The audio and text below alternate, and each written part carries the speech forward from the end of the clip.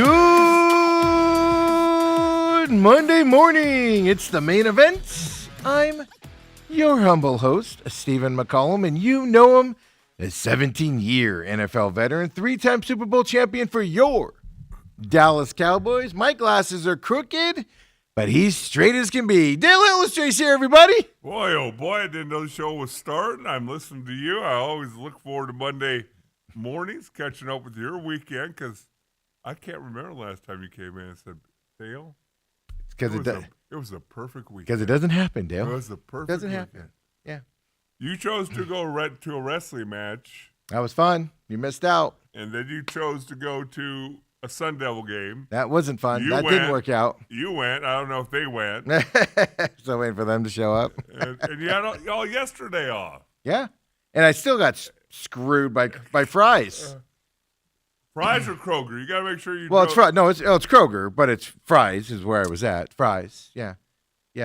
I still have no groceries, folks. Still waiting for my groceries. You couldn't do your protein shake this morning. I do. I have a few protein shakes left. Okay. I didn't have anything to cook for dinner yesterday. Food's scarce around the house yesterday.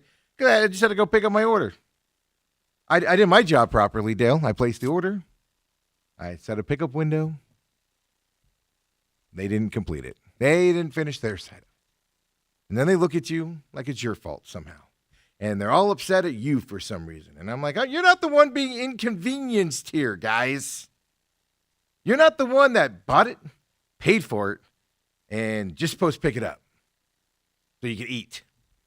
We ended up having pizza last night.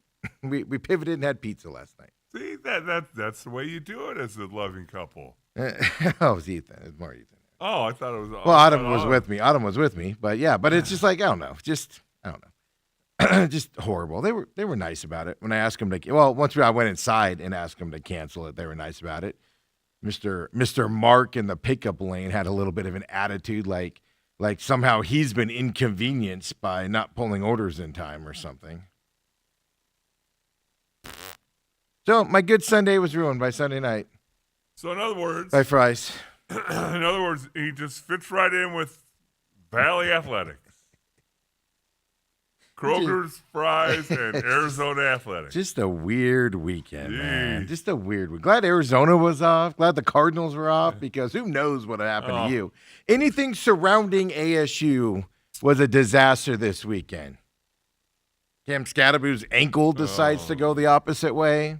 That hip drop tackle. I know that's not technically a hip drop. It's stupid. If you tackle a guy from behind and drag him down and you fall on the back of his legs, should be an automatic ejection. Should be all that. It's garbage. It ruins so many good player seasons. I'm not saying that because it's Cam. You see it all the time. And it's supposed to be outlawed, and it's stupid. You're that untalented that you have to tackle a guy from behind and drag him down because you can't hit him properly. It's stupid. It drives me nuts, Dale. Drives me nuts. It's a very dangerous tackle. Yeah. Boy, oh boy. I mean, I hopefully I've heard people say it's just the ankle. They said it was dislocated, which is good. But my experience with those type of injuries are usually not just the ankle. Like mine was the ankle and fibula. Well, we'll have to find out. After I didn't hear it. He had surgery last night. Yeah. And they do that immediately. I was reading today. They do it immediately. One, they don't want it to swell up because then it's weeks. But then two, they need to reset it so there's no other. So if they go to reset it later, you could actually break something and stuff. So that's why they do it immediately, is to make sure it's set back into place and you can have a full recovery, kind of a thing. So I know me and Ethan were in playing video games. We were playing Call of Duty. And like he had the game on his thing, and he goes, Cam's down, and I go, look at his ankle. Look at his ankle.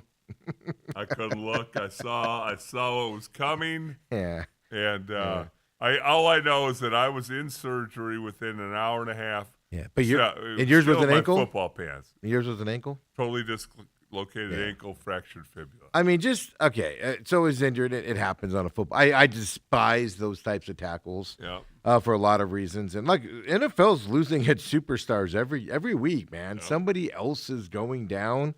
I'd be shocked if the Giants win another game. No Neighbors, no Cam Scadaboo. You saw Jackson Dart's reaction. Like he was ready to throw up everywhere. He was just like, Not because of the ankle. He lost his boy. He lost his boy. My boy Blue. As they say in, A little bit of it was because it's a gross. But the weird part is everybody reacted except for the guy that made the tackle. He just got up and walked off like it was nothing. He's the one guy that knew what happened because he was sitting on it. It's just those tackles drive me nuts, man. Drive me nuts. But anything around ASU this weekend? If you tailgated out at ASU, you got threatened of arrest. And I everything. heard. I did hear some stuff about that. Yeah. It's just, and I saw something before the game where a guy tweeted Graham Rossini, and Graham Rossini responded like he does, and he said, "As long as you're in your space, you're fine. Just keep tailgating." So I was like, it's a nothing burger. Then I saw like 4 or 5 things like later on, and then I woke up yesterday morning and saw like 6 or 7 other people saying it. Now, to be fair, Graham Rossini was responding to them all saying, "Hey, message me." But now ASU, you got your fan base all fired up. We already have people jumping off this band. Like in the middle of the game, people were just like, "I'm done with this garbage," and they were like, and that's why I posted out there. And I was like, people leaving the ASU bandwagon right now. It's just in the stadium, people were jumping off the band. I was like, guys, you can walk down the stairs. You don't have to jump off it. And now you're going after your fan base tailgating? Like, what are we doing, ASU? It's just a disastrous weekend all around surrounding ASU. I blame ASU for everything. And for the whole weekend, it's all ASU's fault. Mullet went off without a hitch, though. I had 0 problems. I complained beforehand about Mullet security getting in, how bad it is. You did. You're bitching in Autumn and Ethan got in quick. We had to go separately. They got in quick, and Autumn's like, there was no line or anything. It went fast. I got there, and the line went all the way back the whole arena, but it went fast. It went fairly fast. I wasn't in it for like the 40 minutes I was for that old TNA show back in the day. So they fixed it. It's still long, but it still went quick. So I got to give them credit for that. You know, there's one recurring theme when things go wrong. Me? It doesn't matter the venue, doesn't matter the event, doesn't matter the teams, it's you. What do you mean it's me? You. No, it's because I'm observant. I pay attention to stuff. No, you look for things to get bothered by. No, I don't look for them. They just happen to me. What are you talking about? I don't look for them. They just happen. I just gave Mullet props. I got down out of the parking garage, and I got to the bottom. Because Autumn was like, there was literally no wait. It got in quick. And I wasn't that far behind him. I was like 10 minutes behind him probably. And I took a picture of the line. She's like, oh, wow. I was like, yeah, a little bit longer for me. I just gave him props, Dale. It was fun. I expected to sit out there. Sold out? Wait. I don't know what sold out means for there, but packed. Good time, man. We sat right by where they come out. You could see him come out. Right there at the ring right there. It was fun, man. It was fun, Dale. You missed out. Everybody has a smile on their face while they're in there, having fun with everything. It's such a good time. I had to take a phone call, an important phone call at one point, so I had to miss the, thank God I missed the double team match. I heard it was good. But I go stand in a stairwell with some poor lady who's working security, just standing in there. It's by herself. So that's how your weekend got started. Yeah, that's how it started. Yeah. So you're starting a lot better than SCA's. Yeah, and then I'm sitting there. The other great thing about this with our time schedule, because it's live on USA, is we were out of there at 7:30 because they did 2 dark matches afterwards. 2. So we got out there by 7:30. What do you mean 2 dark matches? So when the show goes off the TV, they had 2 what they call dark matches. They had 2 matches after that, but they don't air them. Yeah. So only the people in the arena can see us. It. Yeah, for us only. Okay. There was a preview match. There was a pre-match too out there. Street Profits came out. I heard beforehand. I was not there for that. I got there right after they got done at the start of the show because security was so fast. I got in for the beginning. I thought I was going to be late. I thought I was going to be like 20 minutes late with the security side and everything. But yeah, so he did that. But then you're done at 7:30. Driving home 7:30 at night. So I love those early start times. As long as you don't have to go to Glendale for them. Driving to Tempe was quick and easy, man. Okay. It was a good time. Recommend it. SCA lost, as you said. I did not watch all the film. I'll finish up on that later on today, probably. Yeah, but I didn't see your notes. What are your notes coming? Stop the Run. I think are my notes. Figure out, same as ASU, figure out how to stop the guy running up the middle for large yardage, I think is the note, right? Isn't it? That's the weekend motif. Well, that and Mike had said they only ran the ball 3 or 4 times. SCA. Yeah. Yeah. I don't That's know. not a recipe for SCA. It'll be an interesting coaches show this week. Yeah, but you know what? As I've always said, It's not bad to lose it's not bad to lose one. and lose that way. I don't. That's that. Like I said, I only got through like quarter and a half, and I noticed the trend, and I know how it ended, so I know kind of what's coming. Right. But I don't get this about coaches. It's not a knock on Mike. It's not a knock on anybody. It's just ASU. Where was their running game on Saturday night? Just non-existent. Right. Why do you do that? And I don't understand that about coaches. Like, you go into the game. Is it you go into the game going, we're not going to run the ball tonight, and that's your game plan? Or is it you just throw it away right away? I don't understand it. Well, a lot of times it comes down to, oh, we're down by a touchdown. Oh, we're down by 2 touchdowns. We got to score right now. In Well, ASU's case, we're down by 17. But you still got a half of football left. Yes. You got a quarter and a half of football Well, left. in ASU's case, it's even more baffling because how did they get back in that Mississippi State game? They came out in the second half and ran the football and got back into it, and they just never went to it. It was like, what are you doing? I don't get it. I know it's just I've always baffled me about coaches and that stuff happening. It's not a knock on anybody. It's just, it's like rolling out to your right when you have a left-handed quarterback. It's like all those little things where it's like, why do you keep doing that? Why is that even in your playbook? From that side. But I mean, the consensus seems to be it's good that they lost. I saw a lot of that over the weekend on Twitter, on X. Probably good they lost because now they could refocus for the playoffs coming up. Well, and they fell 2 spots. I mean, 1 spot to number 2. Rightfully, because Veritas is the only one that finished undefeated. Yes, and so it's not like it's going to affect anything other than maybe who they're going to play. Well, actually, I will even argue might have gotten a break on that as well. 2A playoffs came out Saturday morning as well. The big brackets out there. I'm not sure how this is going to look on the screen, but we're going to try it here, Kobe. If you have that 2A playoff bracket here. Because it's very large. They made it very large to do it. But I could tell you here. 20, what is there, 26 teams? Wasn't it 24? 24 teams? 24. So they get a bye at least. Not that one. That's the Big 12 conference one, the high school one. It looks like a big playoff graph there. Let me see what I apologize, folks, for this. The 2A playoff bracket. It might be in a format he can't see. So let me just tell you about it then. So they're in the bottom part of this bracket here. They got Holbrook Pima playing this weekend. And then the winner of that game goes and plays Santan Charter. Then they got Tuba City Morenci this weekend. The winner of that game goes to Scottsdale Christian Academy, right, for the second game. Yep. The winner of that one, obviously, Santan, Scottsdale Christian, they could match up there as well. Or if I'm just saying if SCA beats either Tuba City or Morenci, they're going to have either Pima or Santan Charter most likely to play in that final round. That's a huge matchup for them. But they escaped the side with Phoenix Christian again, St. John's, Arizona Lutheran. They escaped the Veritas Prep side as well. I mean, those guys are all in the same brackets on that side. So I would even argue, Dale, they got a break by losing Friday night. I know they're not going to look at it that way, but as I'm looking at it, you might have got the easier side of the bracket. Not that Santan Charter or Pima is going to be easy, but you don't have the St. John's is really good out there. Veritas Prep finished undefeated. Arizona Lutheran, of course, did a great job this year as well, and then Camp Verde, they got rid of them, but the playoffs are here.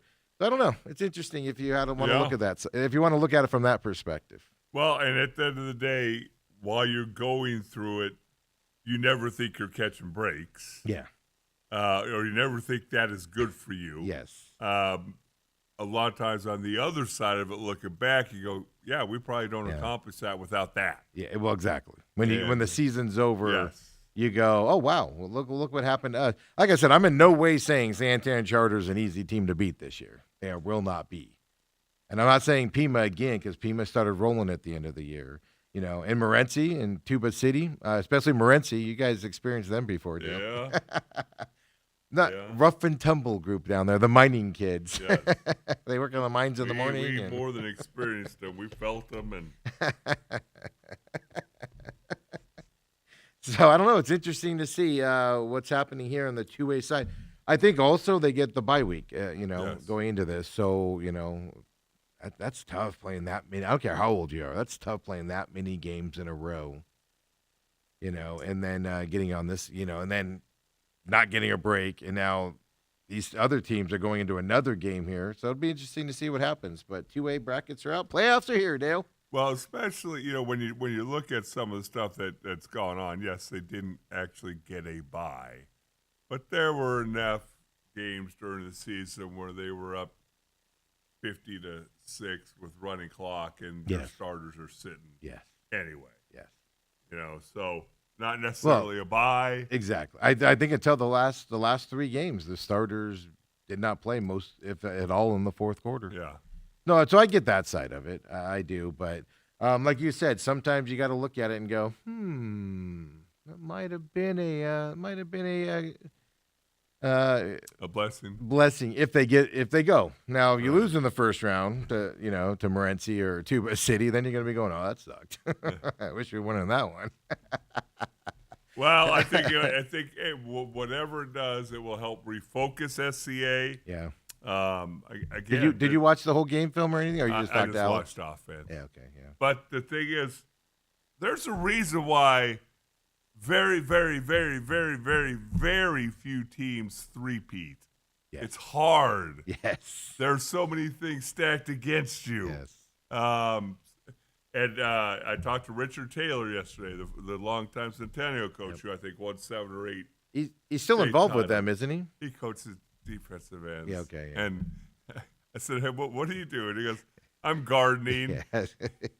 He said, He's not at every practice, right? He's he just like, said- I'll he- show up when He said, Dale, I found I really like beets. he just retired. Yeah. After how many years up there? He God, started back in the mid-'90s. so I was going to say 30 years or yeah. so. Jeez. He said, "Hey Dale, we get done with practice now. I walk to my car, get in, and drive home. No phone calls from parents. No right. grade checks." He goes, that's the kid's job, Yeah. not mine. But you talk to him about trying to three-peat. I was involved in trying to go for a three-peat, and so many things are stacked against you. And yet, if you're players, some of these guys who contributed to one, couple of them to 2, some of them to none, Yeah. but kind of feel entitled. Yeah. It's just a fascinating. Yeah. And then you're accumulation. 15, 16, 17, 18-year-old Yes. kids. Yes. I will say this, on the little bit of film I did watch on it, of the game I did watch on it, I didn't see, I'll have to watch the rest of it, but I did not like the body language there, because I was a little worried that if they did get smacked in the mouth before going into the playoffs, what the reaction would be. I don't think it was negative, which is positive. You know that? Did that make sense Yeah. to everybody? It wasn't that. It's not, you know what I mean, though? I know, we I lost do. that game. Oh, yeah. I do.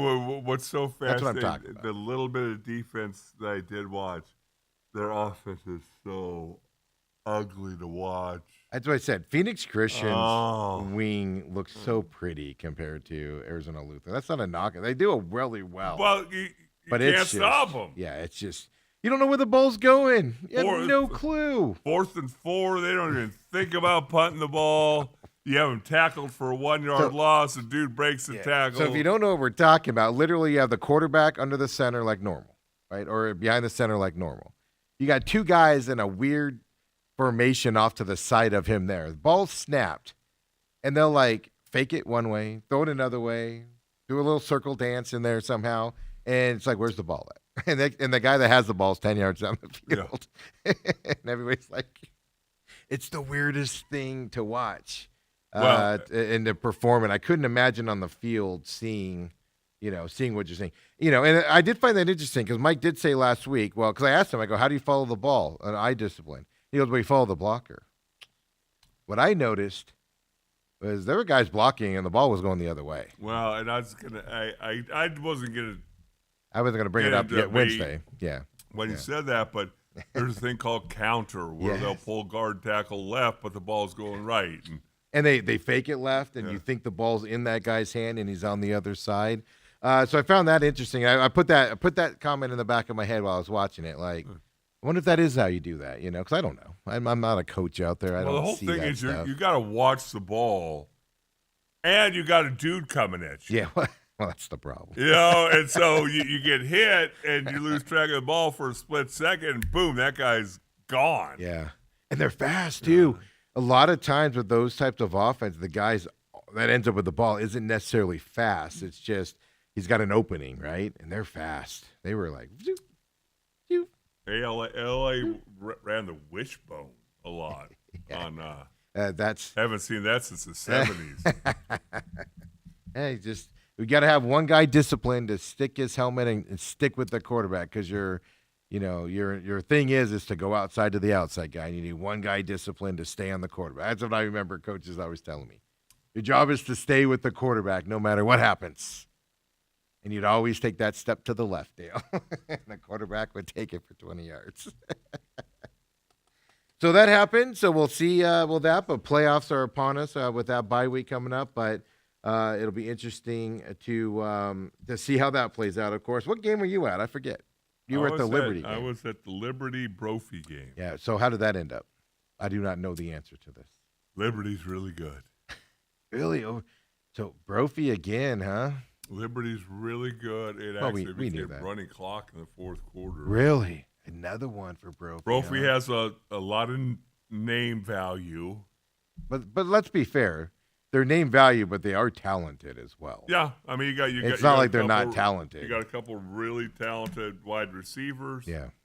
Quarterback's pretty good, but as I was talking to the Brophy head coach before the game, I noticed this a decade ago. Yeah. When Centennial started becoming a power. It's probably even longer than that. But on the west side, they just hit different. Really? When you're hit by Centennial or hit by Liberty, Yeah. it's a different hit than getting hit by Hamilton. I've noticed. Or Bash. I've noticed that getting more into high school football these last couple of years. The west side plays ugly, if I could phrase it that way, and the east side plays, finesse. Pretty, Yeah, a lot of throws, a lot of that stuff. So I've even noticed that over the last couple of years. We talked about it in the broadcast because It's it obviously got turned into kind of a blowout. Larry Fitzgerald was there, by the way. Well, Um, Junior was playing. yeah, Did he come up? Did he get on the broadcast? no. Well, what's he going to add to the broadcast? Well, nothing. Dale He's not Hellestra's there. even in the Hall of Fame. But he's last 52. He's in the 52. But my partner. You better make it to the finals, people. Yeah. My partner Chris Harris and I were talking. I think what would be so fun would be to see Liberty play against Hamilton, Liberty's defense versus Hamilton's offense. Bash's defense, I think, got exposed against that offense. Well, that offense has exposed everybody. That's what I'm getting at. Bash's defense isn't. That's a West Side defense if you want to put it in those terms. The thing about Hamilton, they have a sophomore quarterback, a sophomore wide receiver. And unguardable. And the sophomore wide receiver had the game for the ages. What's his name? Oliver. Roy Oliver Yeah, the third. Yeah. Already Yeah, been offered were by there- were there- offered by Texas. Yeah. Were there two of them that were just as good as him before him? Is that why he's the third? And they're Don't know where sophomores. that came from. And they're sophomore. Yeah. You think 1 and 2 are like, what the hell did this come from? Why didn't I get this? Yeah, they're electricians and plumbers. Like what just happened? I saw a lot of highlights from that game Friday night, and I was just like, wow. And I had already seen them before, so I already knew what I was walking into. Just no answer on that Bash side. But that's why I'm just like, I don't know, man. If you're gonna beat Hamilton, you got to shut down 3 or 4 guys. I don't know if a lot of teams can do that. But that's the Liberty's defense.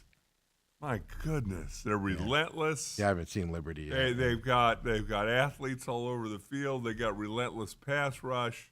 It's just it would be. I'm not saying they would stop them. Yeah, it'd be. But fun I'd love to see that. Well, I mean, we've seen the Basha Hamilton matchup, and so So I mean, what's the other team? The other big three team is Liberty. So that would make sense to be nice to see that on that side.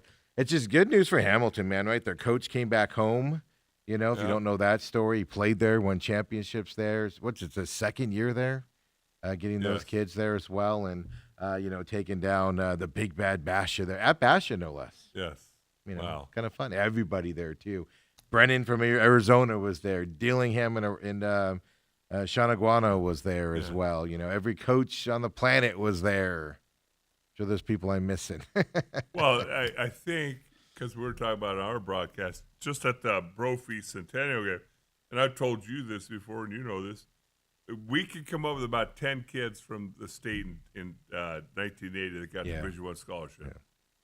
Basha has like 21 dudes who have D1 offers. Yeah. Hamilton, Liberty, they all have double-digit D1 offers just on their team. Yeah, and it's amazing because. You hear about the Roy Olivers. You don't hear about that 6'5", 290-pound offensive tackle. But I'll say this even more. Hamilton's got a second receiver that ain't too bad. It's just he doesn't get the accolades because of the kid on the other side of him as well. So, he's kind of getting hidden back there. Poor guy. But I mean, I saw a lot of the consternation going into that game where people were like, can Hamilton get to that? Can score all those points here coming up here and everything? And I did see an interview with their coach before the game. He's one of those cool, relaxed dudes. He's not all uptight. No. And I was like, they're going to be all right tonight. I didn't know if they'd win it, but I was like, they're going to be all right tonight. You could just tell. It was just like, they're just confident, but they're not on that arrogant side of things. And it was just like, all right. I did just that one interview. I went, they'll be all right tonight. We'll see what happens. And remember, they have a sophomore quarterback and a sophomore wide receiver. And unfortunately, that Roy Oliver can't do what the Ohio State receiver can do and leave after 2 years. Exactly. Go to college. I could graduate early. The kid that was he 17 when he got to Ohio State? We got to start that NFL clock early, Dale. Got to start that NFL clock early. So you were at that one. Desert Ridge got blown out again. Autumn made it to that one at halftime. Final home game, so she was able to get there after the I thought I saw the you WWE thing. I did not. I was so tired, man. I was up. I only got like 3 hours of sleep the night before. Friday was a little rough for me. In the afternoon, drove across to there, got home, and base planted was out at that point. So I did not go to. I would have fallen asleep in the stand. Okay. At the end of the dark match, Sheamus came out and it was wrestling, and I was even I was fighting it then. Like Sheamus. Yeah, my buddy Sheamus, my Irish brother. 47-year-old Sheamus wrestling out there. So great, Dale. He missed out on that. 47 years old. Yeah. I didn't miss much, did I? You would have had a blast. There's not a person with a bad attitude in there. Everybody's happy, go lucky. Even that Tempe cop I had to talk to because I was like, I have to take a phone call, like a important family phone call. I go, is there a place? Because in the mullet, there's no place to go where there's not a ton of sound when they're there with the music and everything. So he's like, oh no, let's see. And he walked me over, took me into a stairwell and everything, and told me, and he let me back in and all that stuff. He was very polite. Good for everybody. Everybody in the whole stadium was good. Good for mullet. Good for them. So something good happened around ASU. Some good happened on Friday. Got in and out of the parking garage like nothing. Yes. And then you went to bed. I don't know what curse went over ASU after that. What you dark woke cloud? up Saturday morning. There were no dark clouds. It was a beautiful day. Some dark cloud or something. I don't know. Somebody didn't get their pizza right or something, and they put a curse on ASU. Well, maybe their pregame meal, their tum-tums were a little upset. It's not just the players, though, man. They were threatening tailgaters with arrest before the game. It's amazing to me Because you don't ever tailgate at the Cardinal games. You're part of the Hoyas. I used to. all the You time. used to, but you don't anymore. I could tell you that one of the reasons I stopped was because it used to just be like a fun experience. They kind of let you just do whatever, and then they started cracking down and cracking down and cracking down and cracking down to where I was like, it ain't worth it anymore. I'll just go inside and watch the big TVs. Well, the way my brother does it with his friends now, like they have 4 cars. Yes.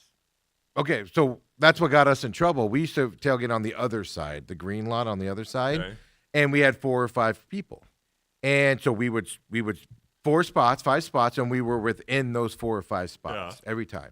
And then this Glendale cop just got a bug up his butt one day and was threatening us all for arrest and everything. We're all like, we're in our spots, and he goes, no, that tent, that truck, that tent, that truck. He wouldn't let us go over our 4 or 5 spaces by themselves, and we were following the rules. And everything, so that's where the Cardinals got involved with it, and that's why I got moved to the orange lots. And so Cardinals were really, that's where I met Rick, the head of security, and found out all that other stuff and everything. And it was just like, what? So we went through that at Cardinal Stadium, at the Cardinal Stadium tailgate. Well, they have not messed with them the way they have their setup, because they're kind of in the middle of the 4 cars. Yes. So whatever. Yeah. But an hour. No, this was just a dude in a bad mood. But an hour after, hour and 15 minutes after the game, they're coming around in golf carts and say we have mega orbit. Yeah, I know. Whatever. Yeah. Gotta leave. Well, they don't even let you. We used to just literally just drop the tents on the green lot. We just drop the tents, go in, come back out, raise the tents up, sit there. Because you sit in your car for an hour when you're in those lots. So we would just pop the tents up. You're not allowed to keep your tents up anymore. You have to tear them down before you go into the games now. Yeah, okay. So they started cracking down on that. So that's one reason why I don't. It's like I don't need to be hassled. Oh, you want to be up there with the before the game even starts, man. Then I go in and I get hassled by the elevator people. I don't even know where we're going.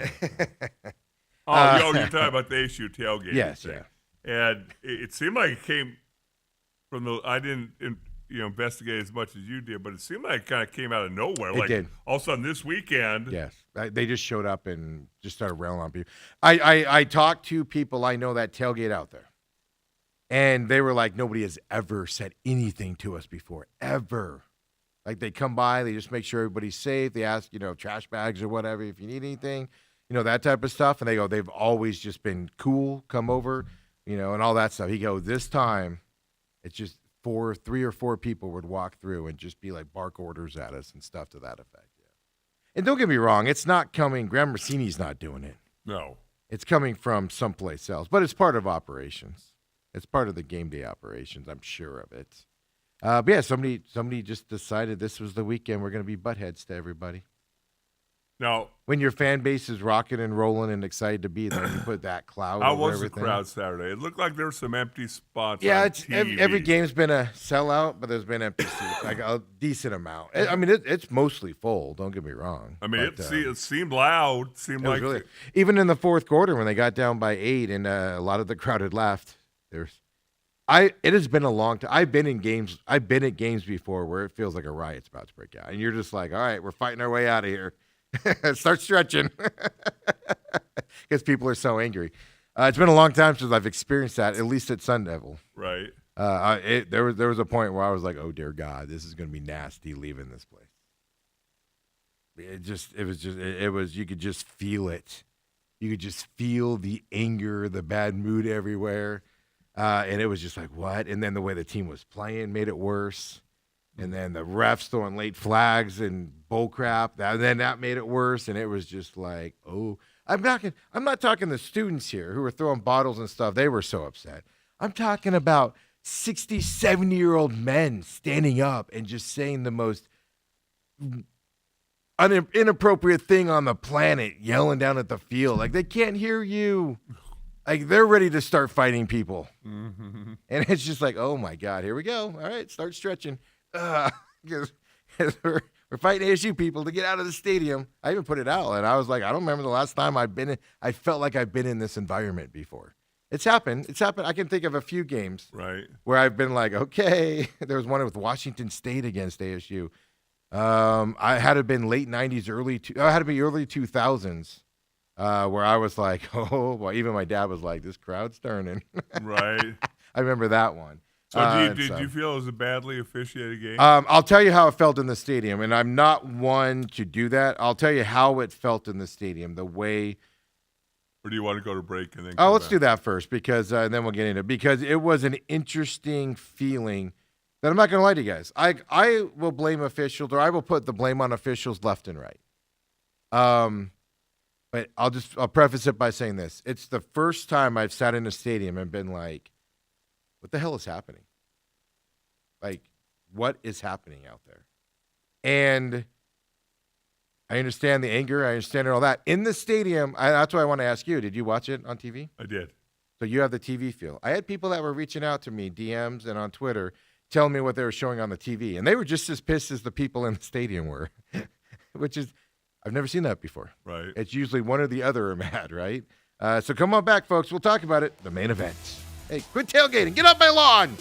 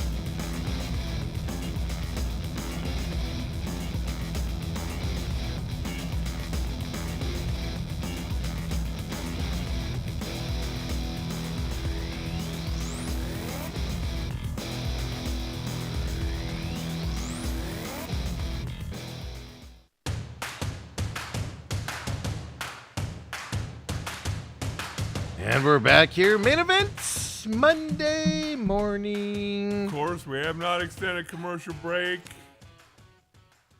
What did you guys do all weekend?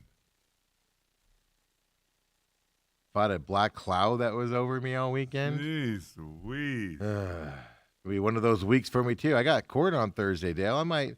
We've decided we're going to do a jail show if I end up going to jail on Thursday morning. Okay. Are we got somebody in studio, or am I going to be down there interviewing? No, yeah, that's true. You come down there and interview me. No, we'll just get the setup. My lawyer, I'll have my lawyer petition for it, and no, you'll be here, and I'll just zoom in.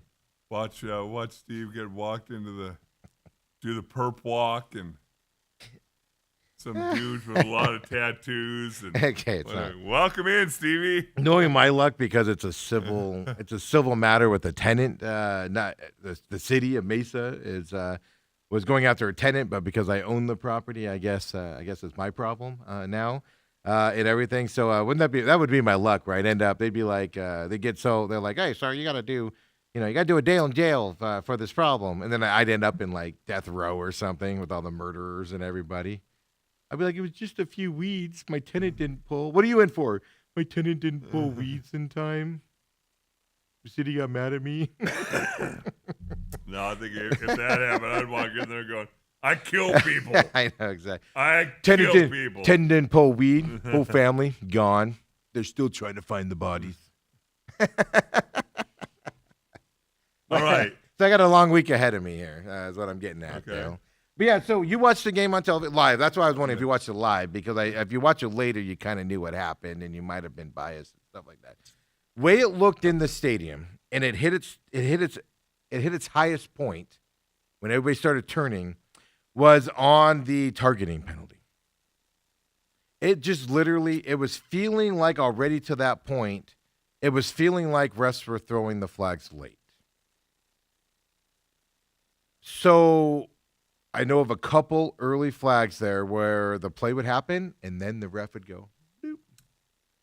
and then be like illegal, whatever, all this stuff. Okay. And so you're going, why are you throwing that so late? Like that should be thrown as the ball's being snapped, not after the play is over, type of a thing. Right. But then also, they weren't showing replays in this stadium, so this kind of went to it as well. Like on the Sam Levitt fumble, it happened right in front of us, and it looked to me like his arm was moving forward, and that ball just came out as a throw. I even put it out on Twitter where I said, Sam Levitt going after that tells me that might have been a fumble. Because normally a quarterback that does that would be like, I was throwing it. But the way he instantly went after it, I went, that might be a fumble. Not one replay. Oh, not in the stadium? It was a grainy, like, circa 19. It was like watching Hellestray back on Fox back in the day. Replay in the stadium where you couldn't tell anything. Even that targeting hit at the end where it might have been targeting, but it wasn't targeting. They didn't even show, like, they showed it, but the camera, like, panned to it after the guy's already been hit. It's like, what does that show us as they're replaying it? They normally show the replay on the boards that the ref's looking at, and they weren't doing that at all during the game. Late in the game, they might not have been doing it because of the way the crowd was up. Right. But up until that point, it felt, and I'm not a blame the ref kind of guy, certainly not in the stadium per se, I don't do that. It felt like every time ASU did something right, a late flag came out. It didn't feel like it, Dale. We were watching it happen. And that's where you kind of go, what is happening right now? What is happening? The flags that were thrown without an ASU big play, they were thrown on time. That was the perception of a lot of people in the stadium, not just me. I didn't vocalize it. Other people were vocalizing it. I'm just sitting there going, this something's up with this. Right. Now. Well, So on TV, how did it look? As far as the Sam Levitt fumble, obviously a crucial part of the game. I have not gone back and looked at any of these, by the way. Okay. It was a split second. His arm was about here, and somebody nicked the ball, so it did not look like he had control as he was from here to here.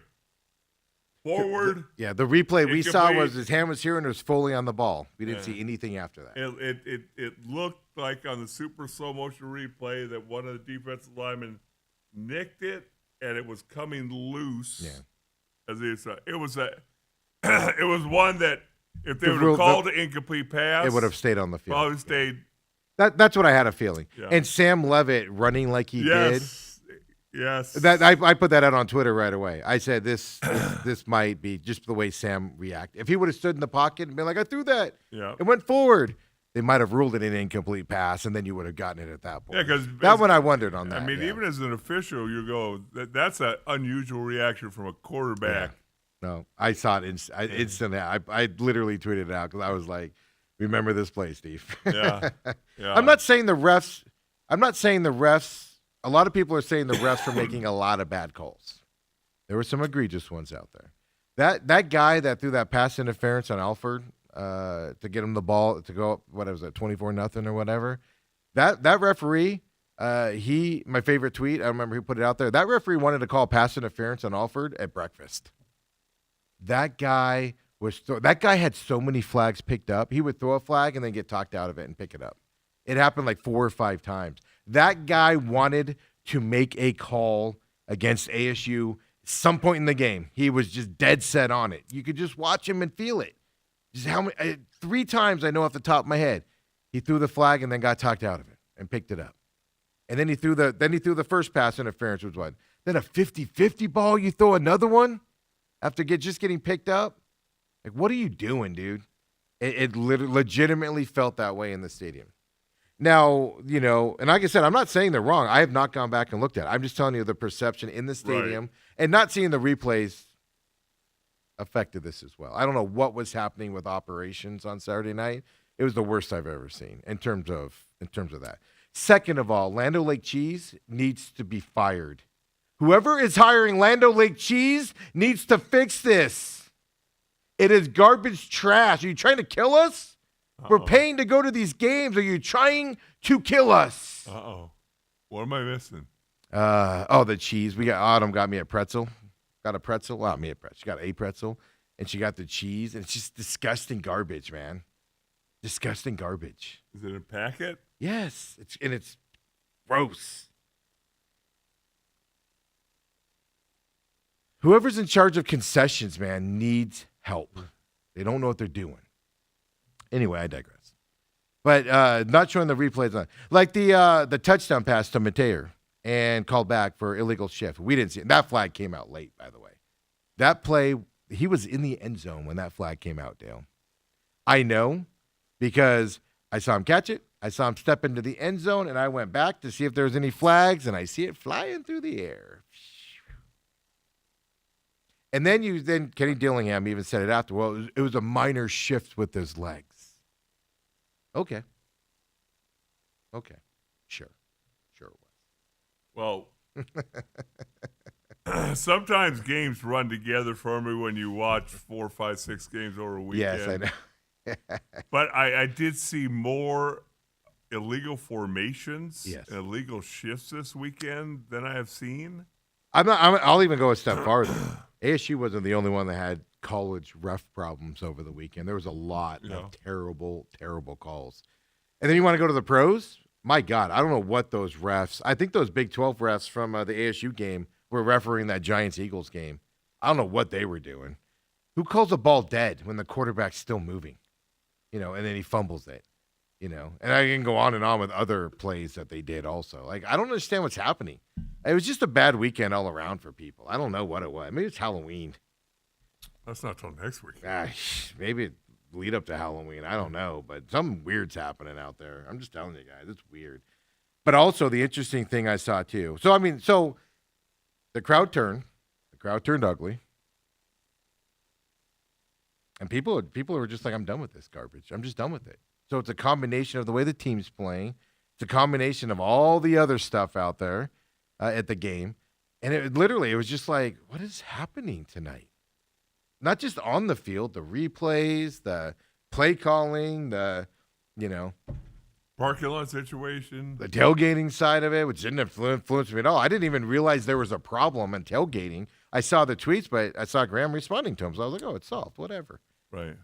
And then afterwards, it's like, holy crap, what was happening? This was before the game, setting the bad juju up before the game. Why don't we just rename the stadium while we're at it, right in the middle of a game? Let's put that bad juju out there, too. It was weird. It was the weirdest. I'm not kidding you. And I was already in a weird mood because of what I'm dealing with some other stuff. I was already in a weird mood. So I was like, maybe it's me. But it wasn't just me, man. It was everybody. Well, the whole thing about it is, if you take the officiating completely out of it, ASU sucked. ASU did not play well. Yeah, absolutely. And I think Houston might be a little bit better than most people gave him credit for. Well, I told you on Friday, I said Houston, I think it was Friday, I said Houston plays that old school football. And you saw it on the first drive. Run, 2-yard gain. Run, 1-yard gain. Run, 15-yard gain. Right. They run that. ASU had one drive in the first quarter. One drive and one play. All they had in the first quarter. Mm-hmm. Now, their defense settled down. Was able to get them to punt a lot and stuff like that. But, the bottom line, after the game, I was listening to the post, and I just, Jeff Munn, I'm sure, is a nice human being. And as a host, it's just terrible. He just rips his colors apart. And the whole point of it's a fan call-in show, man. Right. And fans are mad about the referees and everything. And it's just like he just down talks you, and it just bothers me that he does that. Why even take calls if you're gonna dissuade what people are saying? But I will say I noticed this phenomenon this weekend as well on X and everywhere else. How many people were either tagging the FBI or saying these guys need to be investigated by the FBI because of their calls? All because of the NBA thing. A lot of people are mad about refereeing, and they're leaning to that side of it. And it was in the first couple of calling people where Right. Jeff Munn and the other guy, I forget his name, that do that side, and it's just like, okay, people. They're not all taking money. Some of them are incompetent on top of it, right? But no, ASU didn't play well. That's the bottom line. There's no doubt about it. They did not deserve to win that game. Sam Levitt. Boy, he got beat up. So watching it live, he had to go in and get imaging, as Kenny said after the game. On that first big run and he went down. What was wrong with him? Because he wasn't limping or anything. That looked like a shoulder. Okay, that's what I was. Possibility. That's what I was thinking. Because Ethan was like, he might have a concussion. They might need to check him on that. Or a shoulder. Yeah. So because I knew it was upper body there, because he was fine. Yeah. But as that game went on, man, he did not look right. Even before that one play where he got hurt and hobbled to the sideline, I think I put it out there and I said he doesn't look healthy. Right. He does not look healthy. He's even when he's just casually rolling out to his right. It was like a terrible. It was like, I don't know how to describe it, but you could tell something was wrong with his leg. Put it that way. He just wasn't healthy out there.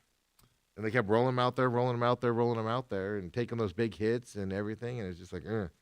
But what's the easiest way to help your quarterback do? Run the football. Run the football.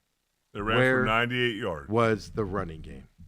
They did not gain as many yards on the ground as the Houston quarterback Wegman. Here's what I don't get.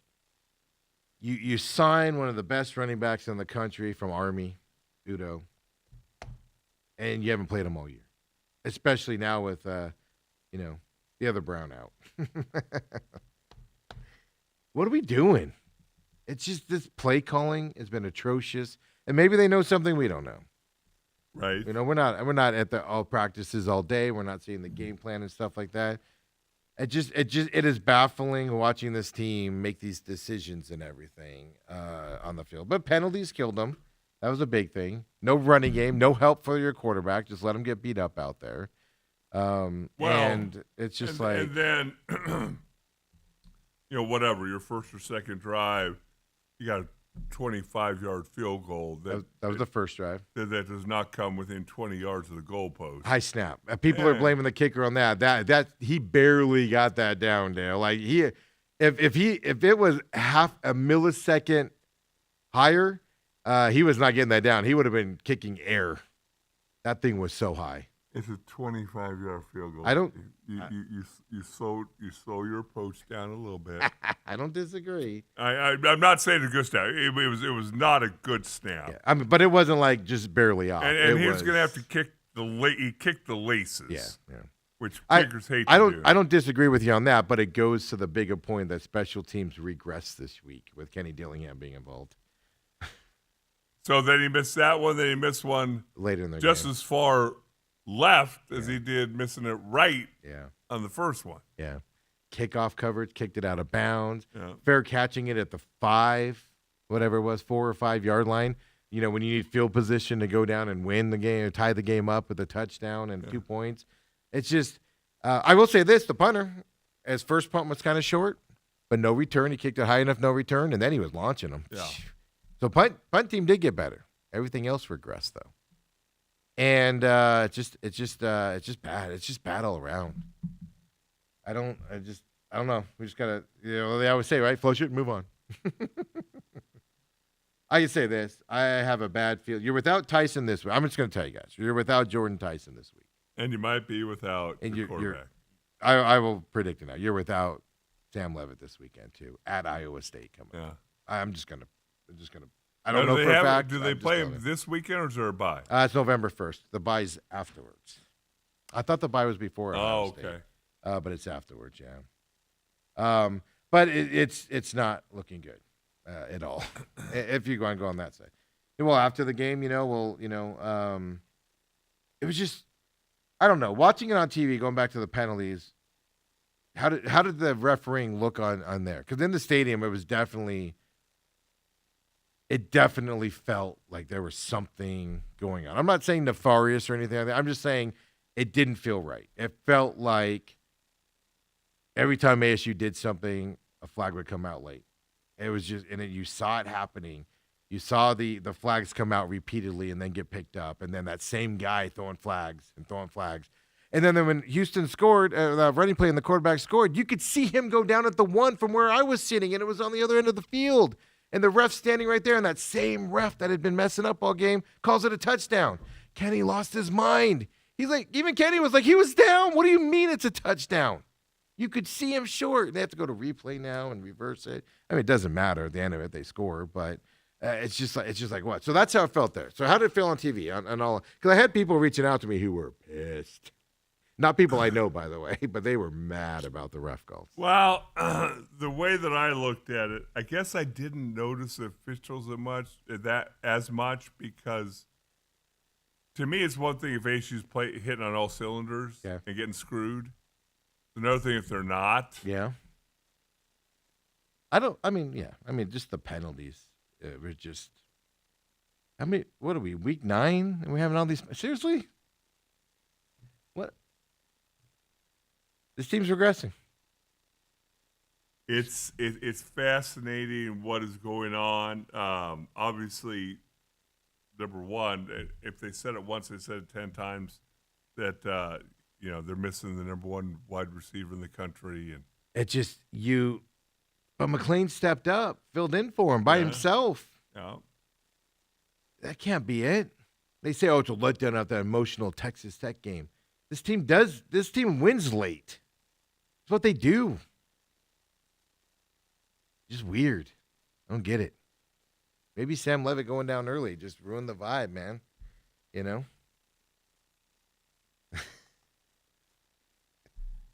Valley can't have nice things.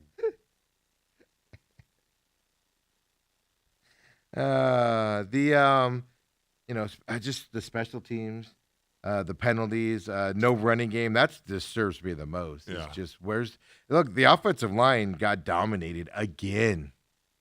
2 out of 3 weeks now, they've been dominated. I feel like I could go out there and play against this offensive line right now and get some sacks and some tackles for losses. It's just, there was a play, Dale. There was a play early in this game. I kid you not, guys. I kid you not. It might have been Sims at the moment, but I don't remember. But whoever the quarterback was gets the ball, hands the ball off. 3 offensive linemen have their back to where they started the play, and they're looking back as that one guy. One guy is making the tackle, 2-yard loss, 3-yard loss, and 3 guys have all turned their heads and are looking at it happen. And I'm like, did that guy just beat 3 guys to get back there that quick? Did that just happen? The offensive line has definitely regressed from last year. Whether it's because, well, you lost Coleman last week. He wasn't in there. The 7th-year senior, 5th-year senior. In all seriousness, but it's not like they were lighting the world on fire when he was in there. I agree. So my take, and we'll come back and still do ASU talk here because we got some Kenny Dillingham stuff coming up here. But I mean, it's just I don't know, man. It's just a weird Saturday. Like, there's no other way to say it. Just sometimes, just weird stuff happens, from the pregame tailgating to on the field to all that stuff happening to the leaving. It was just one of those Saturdays where you go, why are we here? What are we doing right now?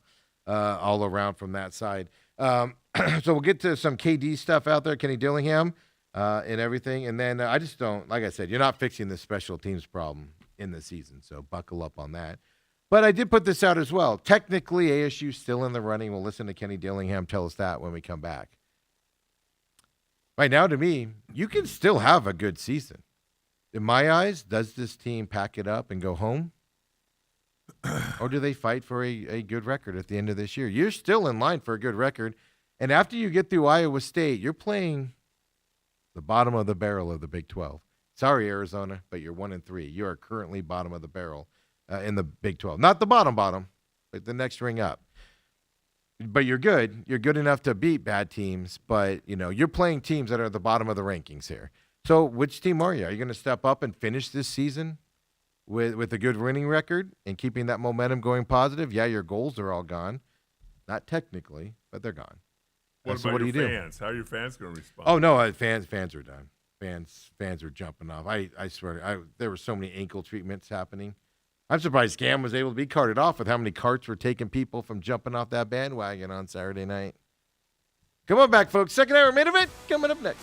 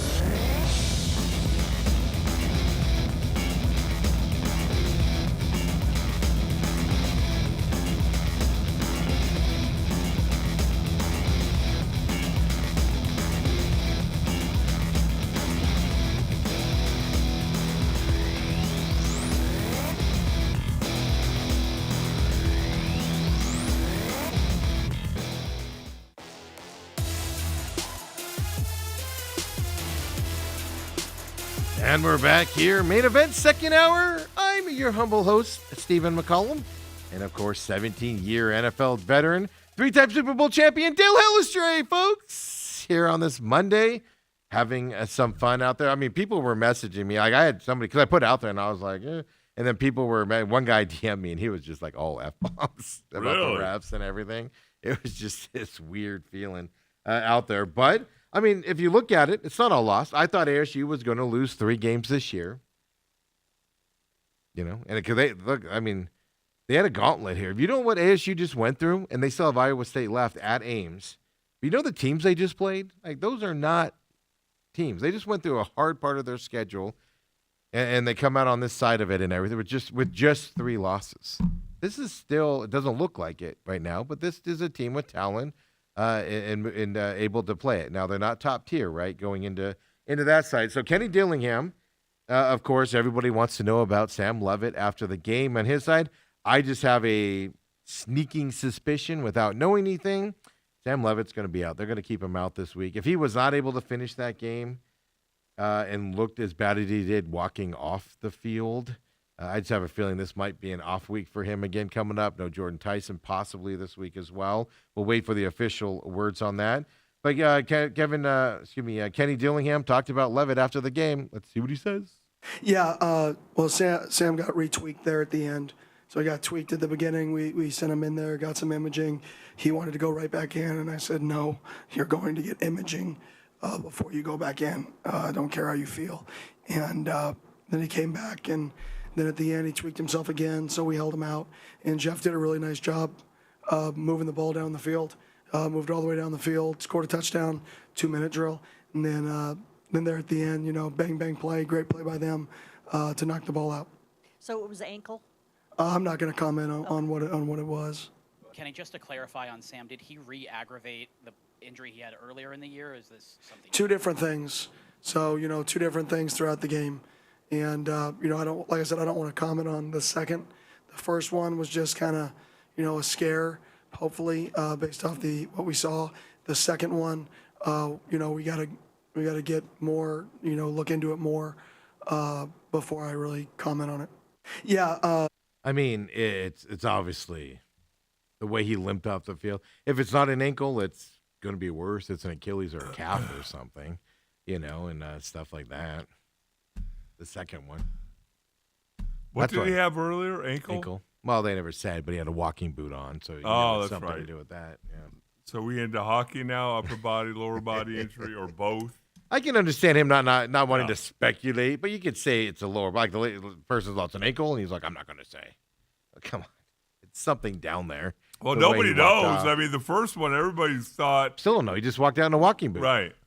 We just know it had something to do with that area. No, but I'm saying the first one on Saturday. Oh yeah, no. Like I said, in the stadium, we all had no idea. Yeah. He jogged to he walked to the locker room fine. He walked off the field. That's what told me it was upper body. I was like, that's. Ethan was like, he hit his head because the way he landed, landed weird. Right. And I was like, Ethan was like, you know, a knee got him in the helmet or something and kind of stunned him.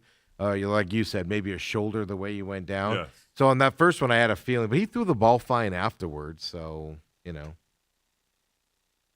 Yeah, I don't know. But that's the thing. We don't know. That's part of the problem here. A lot of unknowns from Saturday night as well. So that's where we stand on that stuff. And then, like I said, I mean, Kenny Dillingham's job as a coach is to keep the team engaged and everything. Kenny Dillingham, in terms of the season, where they stand right now and what they have for ahead of them after the game, he said this. Last year at this exact time. So, like, it's funny. Last year is like, there is no hope, right? This year there like is hope. It's just funny how you can get lost in, you know, in this whole thing. Like I told the guys, I was pretty mad in the locker room. But at the end, it's like, listen, we're at the same spot we were last year. We just got to go get better. Everybody's got to look themselves in the mirror, right? Coaches, players, everybody. And we got to go improve.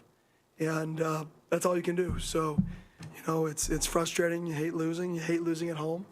It was a really good run of winning at home. And now we got to start another run the next time we come home. But before that, we got to go play a really good Iowa State team, who I believe We have the same, both, we were in the championship last year together. I think we both have the same records now. We have one more conference win than them, but another good team, another road team, and we got to go take care of business for the bye. I mean, so he's not wrong. They're exact same spot they were last year with one extra loss. But in terms of the conference, they're right where they were for. The difference is, of course, you got BYU, and Cincinnati who are undefeated, and they play each other coming up here. So, Right. That's going to change that. But I mean, Texas Tech, that backup quarterback just got hurt. He's out for the season now over the weekend. So they need their starter back in a hurry because of that situation.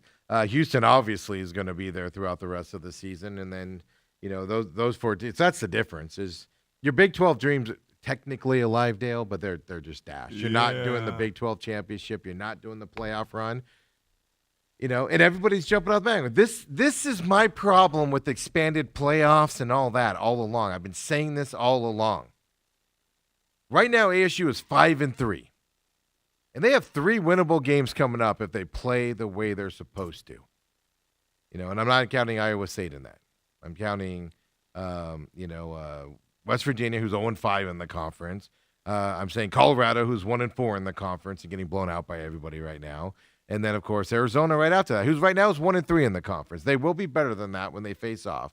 But, you have teams below you in terms of talent here in the Big 12. You can finish with 8 wins. That's without the Iowa State if you can sneak out a win up their names. You have 9 wins. That's a heck of a season. That is where you get the sustained success started from. But because you make the playoffs Big 12 game and you make the playoffs last year, people go, oh, you're not going to make the playoffs of the Big 12 game. Waste of a season. We just wasted a season. This is garbage. Now, if they finish the season 5-6, we'll have that conversation. Right. But they're right where I said beginning of the season, they're losing 3 games this year. I might miss that mark by 1 game here coming up. But, to expect them to make the Big 12 team, you expected it. That's why it feels like such a letdown. But also, everybody's lost focus on this ASU, and partly because of the way they're playing too.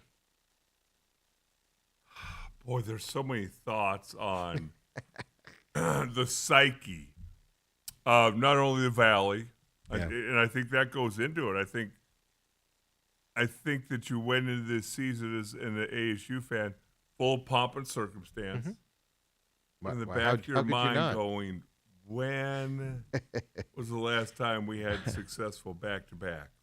But if they win 8 or 9 games, they've had successful back-to-back seasons by ASU standards. Yes, and then you build on them. Because of the perception of not making the Big 12 game in the playoffs, it feels like a failure. It's amazing to me as you sit back and look at it. We don't get a lot of back-to-back 8-9 win seasons here, folks. No.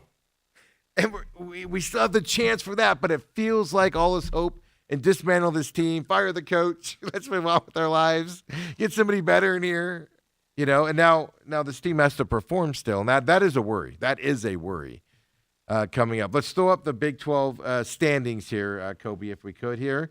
Obviously, BYU, Cincinnati, top dogs here in the conference as well.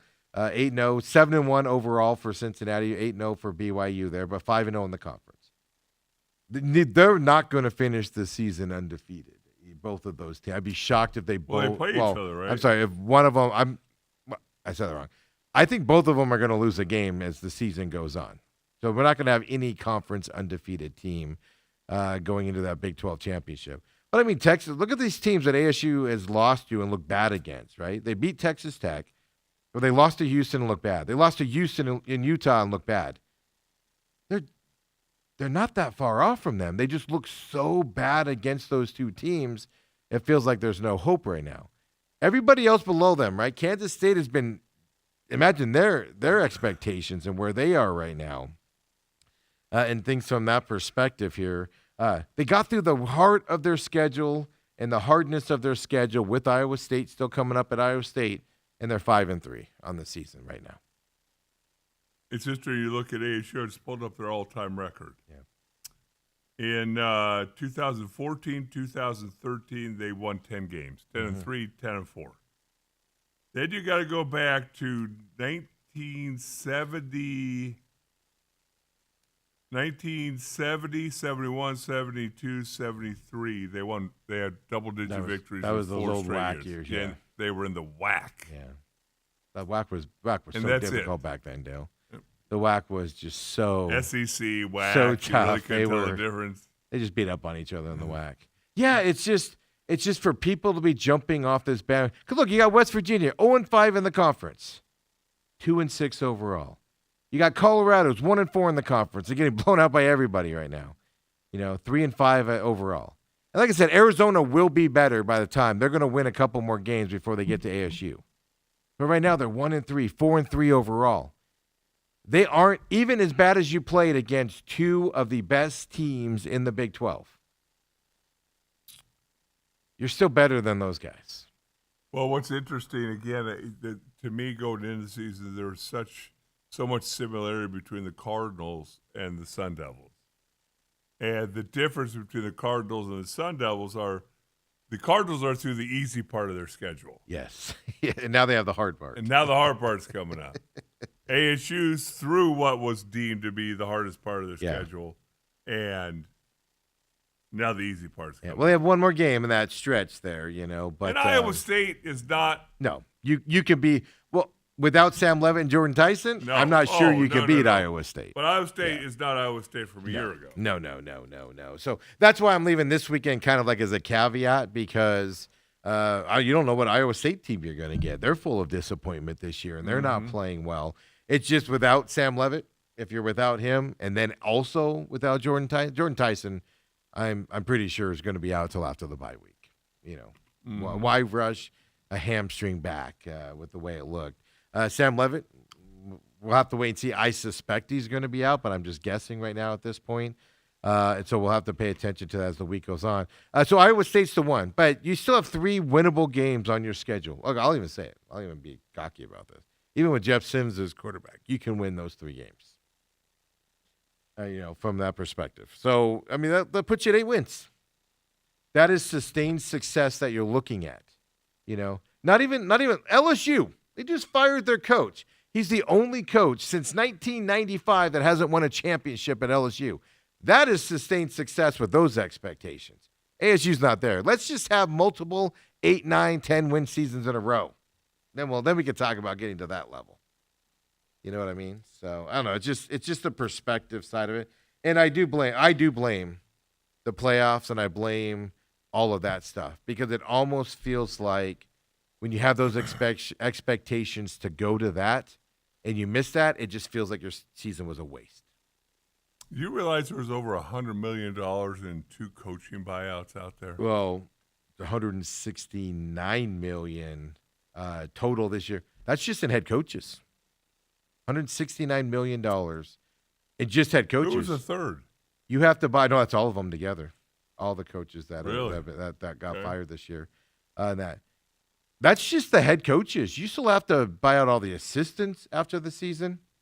So Brian Kelly's $53 million. It's actually 58. We found out later on. James Franklin's 49.7. Billy Napier's 21.2 million. Mike Gundy's 15. Sam Pittman's 9.8. Deshaun Foster 6.43. Why are you paying Deshaun Foster that much? Brent Pry from Virginia Tech, $6 million. Oregon State's guy, Trent Bray, was $4 million. Trent Dilfer was $2.4 million over there at UAB. And Got then, fired? Oh, yeah, he got fired a few weeks ago. Yeah. I mean, nobody reports on it, but yeah. No, I mean, I completely forgot that Mike Gundy had already been I fired. know. And then you got Jay Norvell at Colorado State, 1.3, 1.5. And Mike Norvell's coming, folks. It's just a matter of when they're going to pull that trigger to do that. He's getting fired this year. Just he might make it through the end of the season before they do it from that side. Here's the thing that might save Mike Norvell. I don't know if you want to get in on this coaching search with these teams, Penn State, LSU, Florida.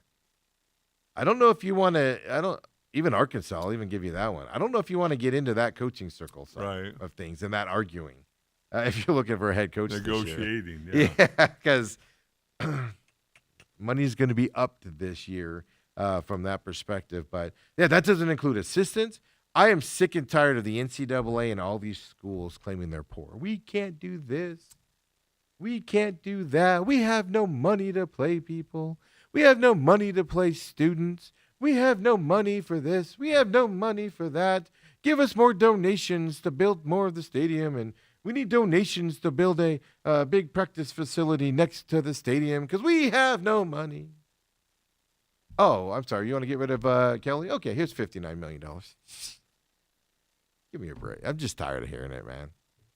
Well, they're negotiating. Well, he's going to make his $800,000 a week until they figure out what they're going to do. He does have mitigating stuff, so he will have to go look for another job actively. Same thing with Franklin, so it can be notified. It's just I'm tired of hearing. Here's the other thing. They're giving out 10-year contracts to these coaches. What happened to 3- and 4-year deals? Why are we doing 10-year contracts to guys? I mean, that's Signetti at Indiana, obviously doing just a bang-up job. But 3 years from now, you don't know what he's going to be doing. No, but he's got an 8-year contract. I know. They just re-upped it last year. I know. He could be absolutely crappy here in 2 years because he can't. It's just I don't get it. It's the length of the contracts, and then they're claiming all poor and everything. We can't do this sport because we don't have the money. Okay. Give me a break from that side, right? Robert says at TME Sports Show, the upcoming Iowa State game is starting to feel a lot like the Utah game. The other 3 should be wins if Levitt's available. Hopefully the old linemen don't continue to stare at the back of the D-line jerseys again. I mean, that's the big part of it. They did it against Texas Tech too, but they fixed it as that game went on. But that's what I'm saying. So in theory, right now, worst case, ASU has 8 wins this year. Following up on last year's surprise run. Is that the season they wanted? No. But that's still in line of sustained success moving forward. Is there a big difference for you between 8-4, 7-5? Absolutely. Get to 8. I mean, all of a sudden, I said U of A before- jumps up and I said before this season, you better win 8 games this year. With your returning starters and everybody, you better get to 8 wins this year. That's what I said before the season. I still feel that way. I thought 8 or 9. Yeah, but that's what I mean. At least 8. At least 8 is what I say. And it's 7 to me. 7 and 5 is look. It's still a positive. You're still positive, in your trajectory of sustained success. But with what you brought back, it's going to be that 7's a big disappointment in my eyes going forward. So there we go. I kind of agree with you, Robert. It's just depressing. Don't forget, you can tag us at TME Sports Show on X, Texas 623-252-6670 as well. We'll see your thoughts and prayers out there for our football teams happening. I saw somebody yesterday put out, only one man can save us now, and they had a picture of Bobby Hurley. And I was like, oh, dear God, we're done for. We're done for, man. What is the next season we can look forward to? Well, it's not Suns. It's not D-backs. It's not ASU basketball. Are we all going to become Arizona basketball fans? Even they're going to be they're always disappointing every year. Yeah, but disappoint me the second round of the NCAA Well, tournament. this is my not, point. Not, Yeah, that's my not point. second week of the season. It's just. I mean, then it goes back to like the hiring of these coaches, like Brian Kelly. Okay, let me be clear on that. I cannot stand Brian Kelly. I've never liked him. I think he's the biggest dirtbag on the planet, and that's a goal because there's a lot of coaches that I cannot stand and cannot believe they have these jobs. I watched a video from that game. First of all, Dale, they stayed in there for the first half for you before they decided to get blown. Yeah, well, I told you. I want to go with your first tweet of the pick. I didn't even pay attention to where I was putting those. I just threw them graphics in there and moved on. I was a little tired on Saturday morning when I did because I usually do those on Fridays and I didn't have time. But I saw that video where he's telling the guy, "You're uncoachable." Calling him worthless on the sideline because the kid's not doing what he wants to do. The way he berates his coaching staff, it's just he's not a good human being, Brian Kelly. He's just not. But LSU wasn't a fit. You saw that instantly when he showed up with the fake Cajun accent, and all of that stuff. And it just wasn't a fit there. But you could see it early in some AD. By the way, it's the same AD that hired Jimbo Fisher at Texas A&M. And they had to pay a $70 million, $80 million I did buyout. not Same realize guy. that. And he's still at LSU. The thing people don't know about the LSU head coaching job, this is fascinating to me. they're not alone. The governor of the state of Louisiana is highly involved in LSU. You don't get along with the governor, you don't have a job there as a head coach. The governor himself will fire you. Not the president of the university, the governor. Yeah, because high-level meetings were at the governor's mansion. The governor is hands-on, always has been that way. You are not the coach at LSU unless the governor signs off on you. That's the level you go to there in Louisiana for LSU football, and I'm sure other sports there. People don't know that. And I was reading stories where Brian Kelly was like yelling at the governor and people around the school and stuff, like, I'm better than you guys. You never go to a governor. I don't care who it is. You never, even Katie Hobbs here, who I think is an absolute moron, but you guys can think what you want. I would never walk up to her and tell her how worthless she is and I'm better than you because she's got a lot of power. Especially not in the meeting in her office. People don't know that about the LSU job. Like, it is that important. Governors get elected based off of how LSU plays in football, folks. That's why they're so involved in that stuff.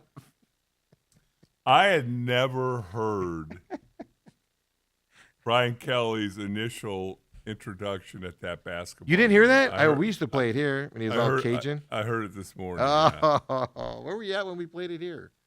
That might have been before he came on. Yeah. That might have been when you were probably with that other guy.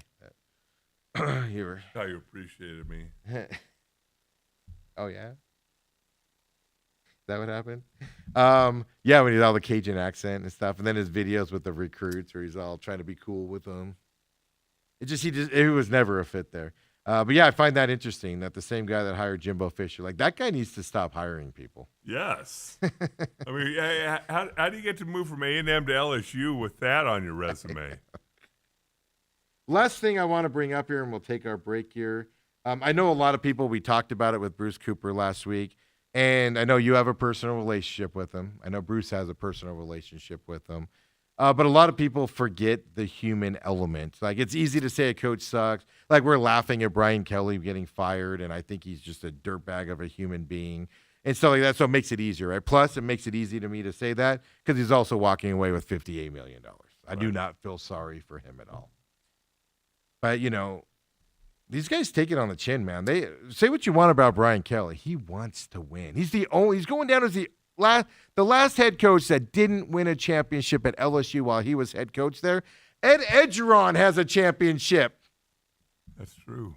Brian Kelly is the first one since '95 to not win a championship at LSU. He's going down. He wants to win the baddest way. They all do.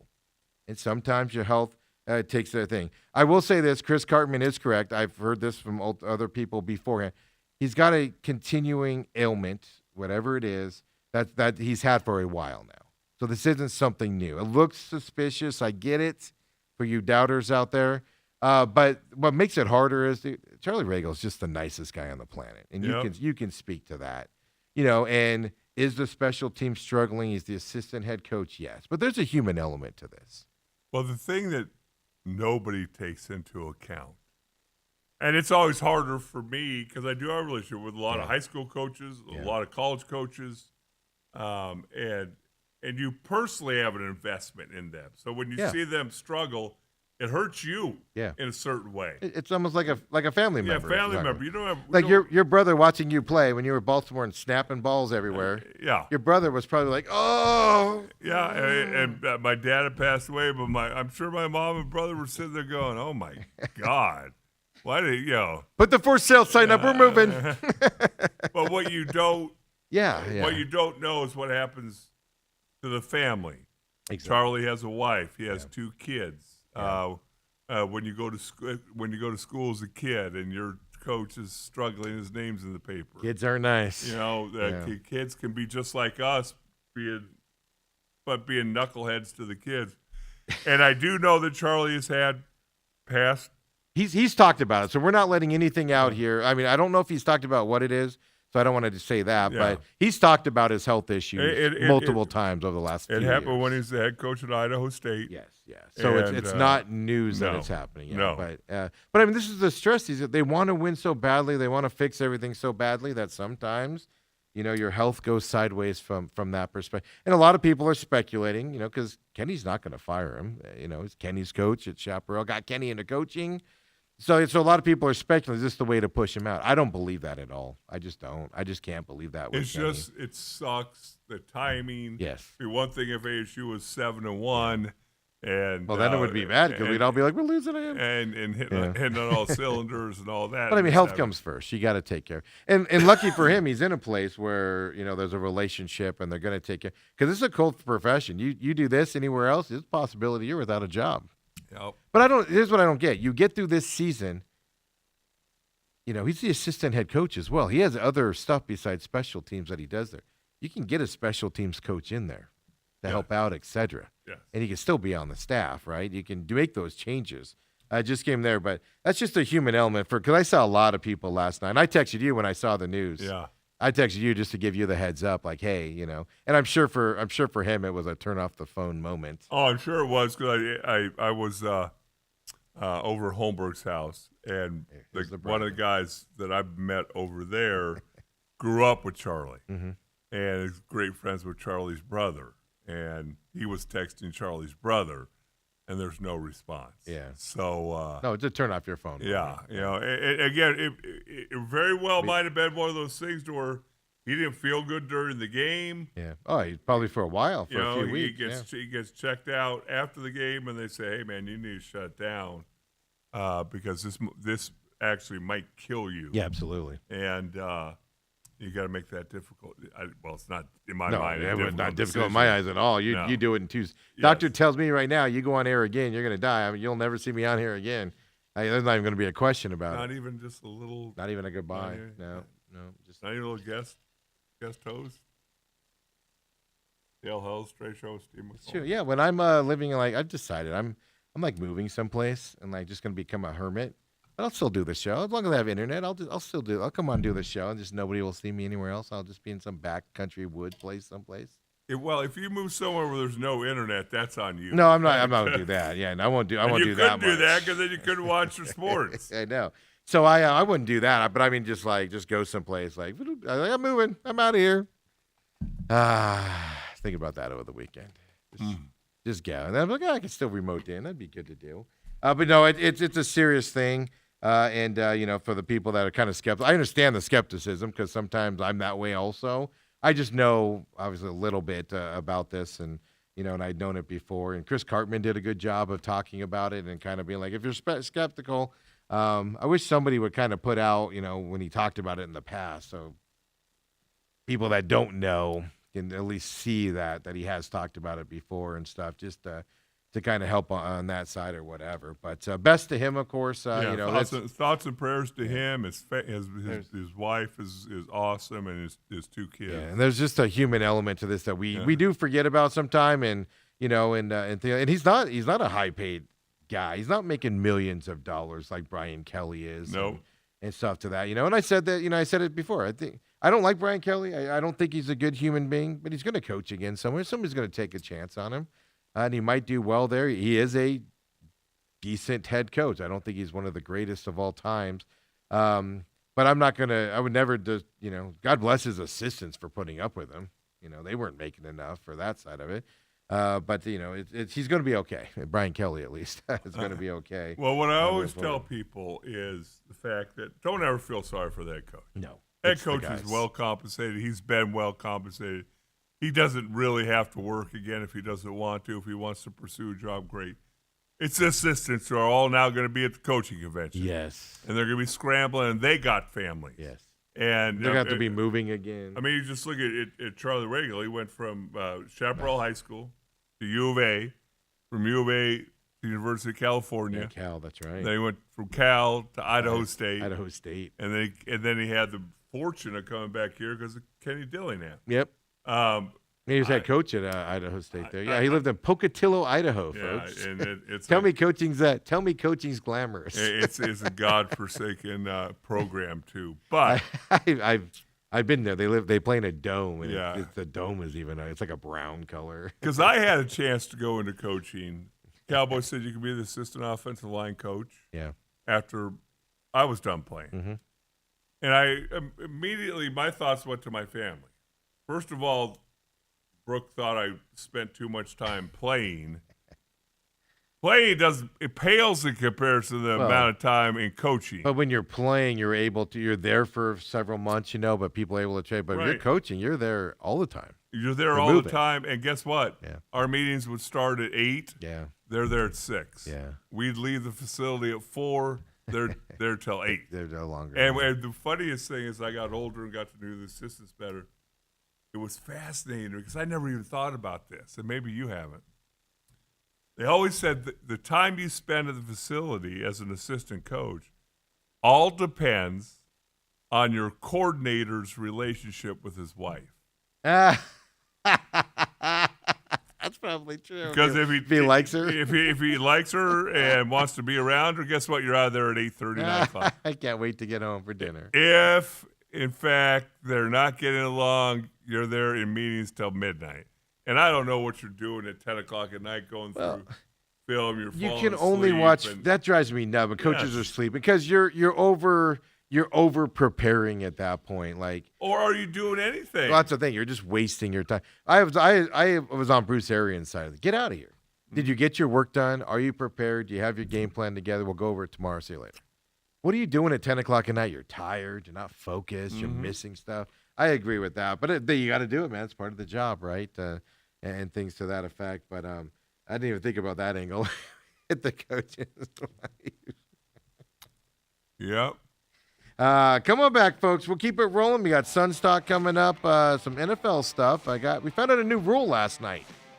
I guess it makes sense, but it never dawned on me before. We saw that in the Steelers game last night. We'll talk about that as well. We'll keep it rolling. Come on back. The main event.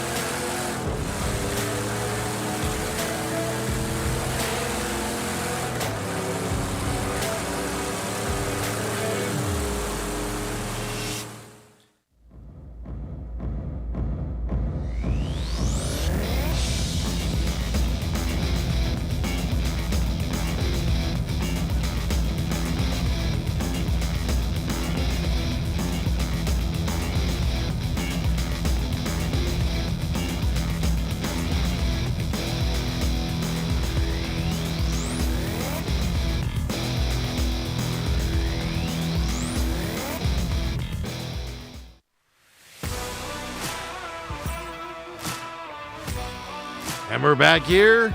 Woo-wee! Really quick, couple of football things. The Big 12 punished an official earlier, and we gave them a lot of props. I didn't get to it last week with everything happening, but the SEC suspended not just a referee, a longtime, well-respected referee, Ken Williamson, last week. He was the one in charge of the Georgia's 20-10 victory over Auburn, and a lot of controversy in that game a couple weeks ago as well. That was the fumble at the goal line. That was the famous one where Kirby Smart, called timeout, but he said he was clapping game, Yes. and they kind of went back on it. They just flat out suspended him for the rest of the season. We're starting to see more of that. Big 12 did it earlier. We gave them props. So give the SEC a little bit of props here as well. Mistakes happen on officials. Coaches make decisions. Players make mistakes. Coaches make mistakes. Everybody makes mistakes, including referees and things to that effect. But if you're constantly making the same mistakes, you got to do something about it. And they decided to do it. And forever and ever and ever they wouldn't. No, they just protect them. They might get suspended. Hey, they're off this weekend. Yeah. That was their punishment. Oh, take a week off next week. We'll get you in the rotation next time. So something's changing on that side. But it was a weird weekend. It was just, I saw a lot of refereeing complaining. I felt like more than usual this weekend across not just college but professional as well. sports out there last night as well. World Series, Game 3 tonight.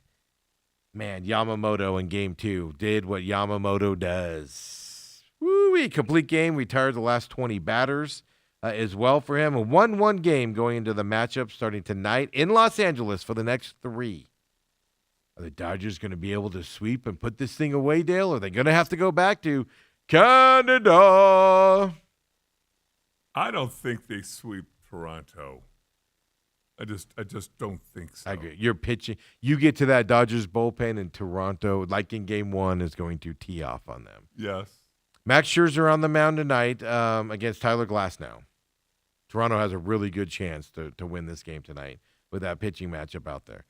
Then you got Shane Bieber and Shohei Ohtani tomorrow night in that game. And by the way, 3 games in 3 nights, folks. No break here coming up here. Wednesday night as well. We don't know the pitching matchups at that point because if you're about to be eliminated, you're pitching, you're going to do things you shouldn't normally do. So we don't know that one yet. But 3 games, 3 nights coming up here. I agree with you. I think this is going back to Toronto. I'm not even sure who will have the 3-2 lead going back to Toronto, to be honest with you. This is going to be that good of a series. I think we're seeing at least a Game 6 in this series. And most likely, I think a Game 7 coming up in this series. Pretty evenly matched. Obviously, that first game got away from the Dodgers, 11-4, and I think those balls are still flying out. My goodness. Okay, we left WWE, and I saw it was 5-2 because we were kind of monitoring it. And it was 5-2 when I literally stood up from my seat and started walking up and out. We got 300 feet around the corner in Mullet. And Ethan goes, 9-2. And I went, what? It was just 5-2. And then literally we go to the stairwell. It's 11 whatever. And I'm like, what is happening right now? It went that quick. So I agree with you. I think this is going to be a competitive series and going forward. And I'll say this: if Toronto wins tonight, I really, really like them in this series. I know I've already picked them, but I really, really like their chances to stay 1 game up on Dodgers going into their next 2 games here coming up for them. So World Series is fun. Tonight you got the Monday Night Football game. Boy, what a snoozer this is going to be. Washington and Chiefs without Jaden Daniels. Look out. I guess you tune in just to watch not Andy Reid, to watch Taylor Swift's husband, get mad at somebody tonight or something. That what we're doing? Why is Taylor Swift's husband can get mad at somebody? He's mad at everybody, man. He's always yelling at somebody on the sideline. You and him should be able to see eye to eye. He's Brian Kelly's, He's Steve McCullough's brother from another mother. Don't yell. You would have been proud of me with the fries guy. I didn't yell at him at all. I drove off before I got to that point. Commanders Chiefs tonight as well. Happening before we get to the NFL stuff, NBA of the weekend. Suns, woo, 1-0. My over 32.5 bet looks good. I told you the Clippers were going to be a force because they got blown out in Game 1. And I was like, Clippers are going to show up. And they showed up. Yeah. Right. And then my favorite part, right? Bradley Beal playing his old team. 6 points in this game Bradley Beal had. As of that point, he had 11 points on the season. He had 5 in his first game, 6 in this Suns game as well. They asked Bradley Beal what it was like playing his old team. Dale, let's listen to this giant soliloquy from Bradley Beal on what it's like to play the Suns, his old team from last year. Bradley Beal, we got some time for you. Team tonight. Just your overall thoughts on that. Good dub. Oh, a man of a lot of words right there, Dale. I love it. Wow. He's not happy, is he? Was he only here 1 year or 2 years? 2 years. Wasn't it 2 years? It felt like 7. I'm not going to lie to you. Yeah. But, I mean, he's not a happy camper with the Suns, obviously, from that side of things. Woo, good for him. Then, of course, they went to Denver. I had a feeling the Denver one was going to be a blowout. Forget about the rest. Forget about the rest of the Nuggets team. Just forget about that for a second here. Forget about the rest of the Suns team. Suns have nobody in the galaxy of the Joker. And I think that was proven in that second back-to-back game there in Denver. Well, Nobody that can come near the Joker in terms of talent. I think you could probably say that about 30 of the 32 teams. That's what, it's not a bad thing. Yeah. Yeah, it's not a bad thing. It's everybody runs into that. Yes, there's 3 or 4 centers that the Suns are going to struggle against. Yeah. Everybody else will be able to match up fairly well against them. And Malowich gets in the game, playing a little bit now. I like what Jordan Knott's doing. Here's the problem. They wanted to get more physical. They wanted to play defense more. Their defense has actually gotten worse. They're the second worst defensive team in the NBA right now. Well, and take a guess who's taking the most shots for the Suns. Not Booker. No. Did you this is what? Well, first of all, who I don't know who it is. Dylan Brooks. Dylan, really? Brooks? Dylan Brooks, who was Really? 3 for 13 from 3 on Saturday night. 'Cause I almost said Gillespie at one point. He doesn't play enough. Otherwise, he might be. I don't know. He got mugged in the paint in that Denver game, and the refs were like, "We didn't see it." We didn't see you. And I think Eddie Johnson. I think it was Eddie Johnson that said it on the broadcast, and he goes, "If that was Shea Alexander, he'd be at the line right now." He's like, somebody said it on the broadcast. He's not wrong. Right. But I mean, it's just look, it's a work in progress. I like what Jordan Knott's doing as a coach. They played too. Clippers were going to play really well in that second game because they got embarrassed in their first one. So I expected that to happen. And when the Clippers and the Nuggets play at the top level, your Suns are not going to be able to compete with them. It's just the way it is, especially early in the season. And they showed that. They'll be okay. They're still going to get there. It's just that's what we're looking at. But I like what Ott's doing. I like what he's doing out there a lot. I really do. I like his coaching style. I like the way the team – I didn't know he was the 5th youngest coach in the NBA. I didn't know there were 5 guys younger than him, first of all. Right. Well, I'm looking at the Joker stats. You go, oh, he only had 14 points. Yeah. Well, he had 15 assists. Yeah. 14 rebounds. Yeah. It and was, all that in 30 minutes. Yeah, it was dominating. Let's just put it that way. Actually, Brooke and I were watching some of that, and she's like, well, that guy looks kind of soft and pudgy. I said, soft and pudgy to the MVP. Yeah, he looks like a guy that would, when he was picked, a Taco Bell commercial would be running. Yeah. He looks like that type of guy.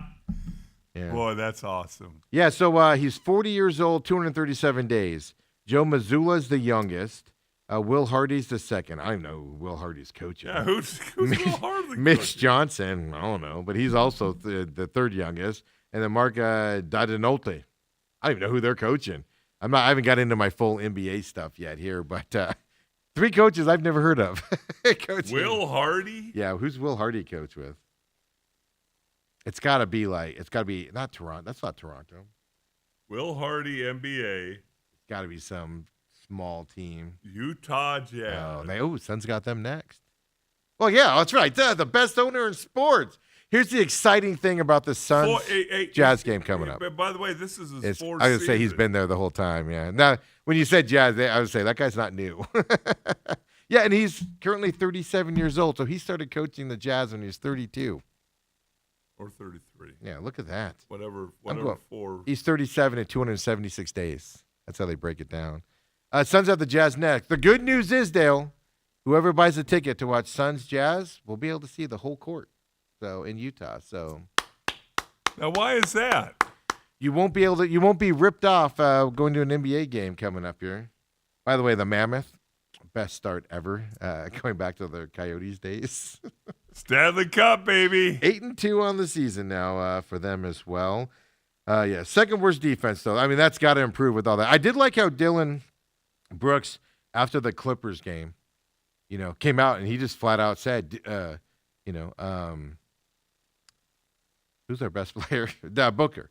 He flat out said Devin Booker needs to be more selfish. He needs to take more shots. He's passing the ball around too much. And for a veteran guy who wants the ball and is physical out there and does all that stuff, to come out and say that early in the season, we got leadership on this team, man. Because you imagine last year, Kevin Durant going, "Oh, Booker's got to be selfish and shoot the ball more." Well, why does why does Booker have to be told that? Does he still think Kevin Durant's playing? Yeah, it was. Well, that's the thing. He started fourth quarter, didn't have very many shots there in that Clippers. Now he got taken out eventually, but he wasn't shooting a lot after. He wasn't shooting when he should have been. He was kind of passing the ball around. That's the second question you got to ask, right? It's going to be interesting Yeah. to see where that goes. So Jazz are coming up next for your Suns, and then NFL news out there. It just, even yesterday, it felt weird with the NFL. So many just stupid. I said it when we had Lou on. I was like, this is like a worst weekend to watch games. These matchups are terrible. Nobody's excited about these matchups. It just feels like garbage Sunday out there, and most of the games turned out that way. Yes. Couple surprises, though. Ravens. Maybe you shouldn't have cut Snoop in the offseason. maybe you should have kept him so you had him to play the last couple of games.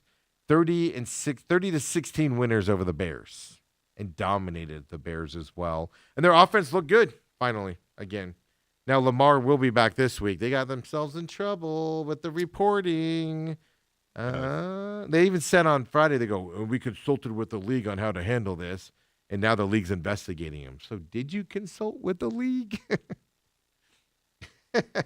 That was a big surprise there. Dolphins beating the Falcons. Falcons have so much talent on that offense. Now, Kirk Cousins started. Penix was out. So much talent on that offense. And this is how many coaches now that they can't figure it out? Yeah. What is happening with them is the bigger question. I mean, it not beat them bad, 34-10. It was. The jokes about the Dolphins stopped yesterday. My X feed was clear of that.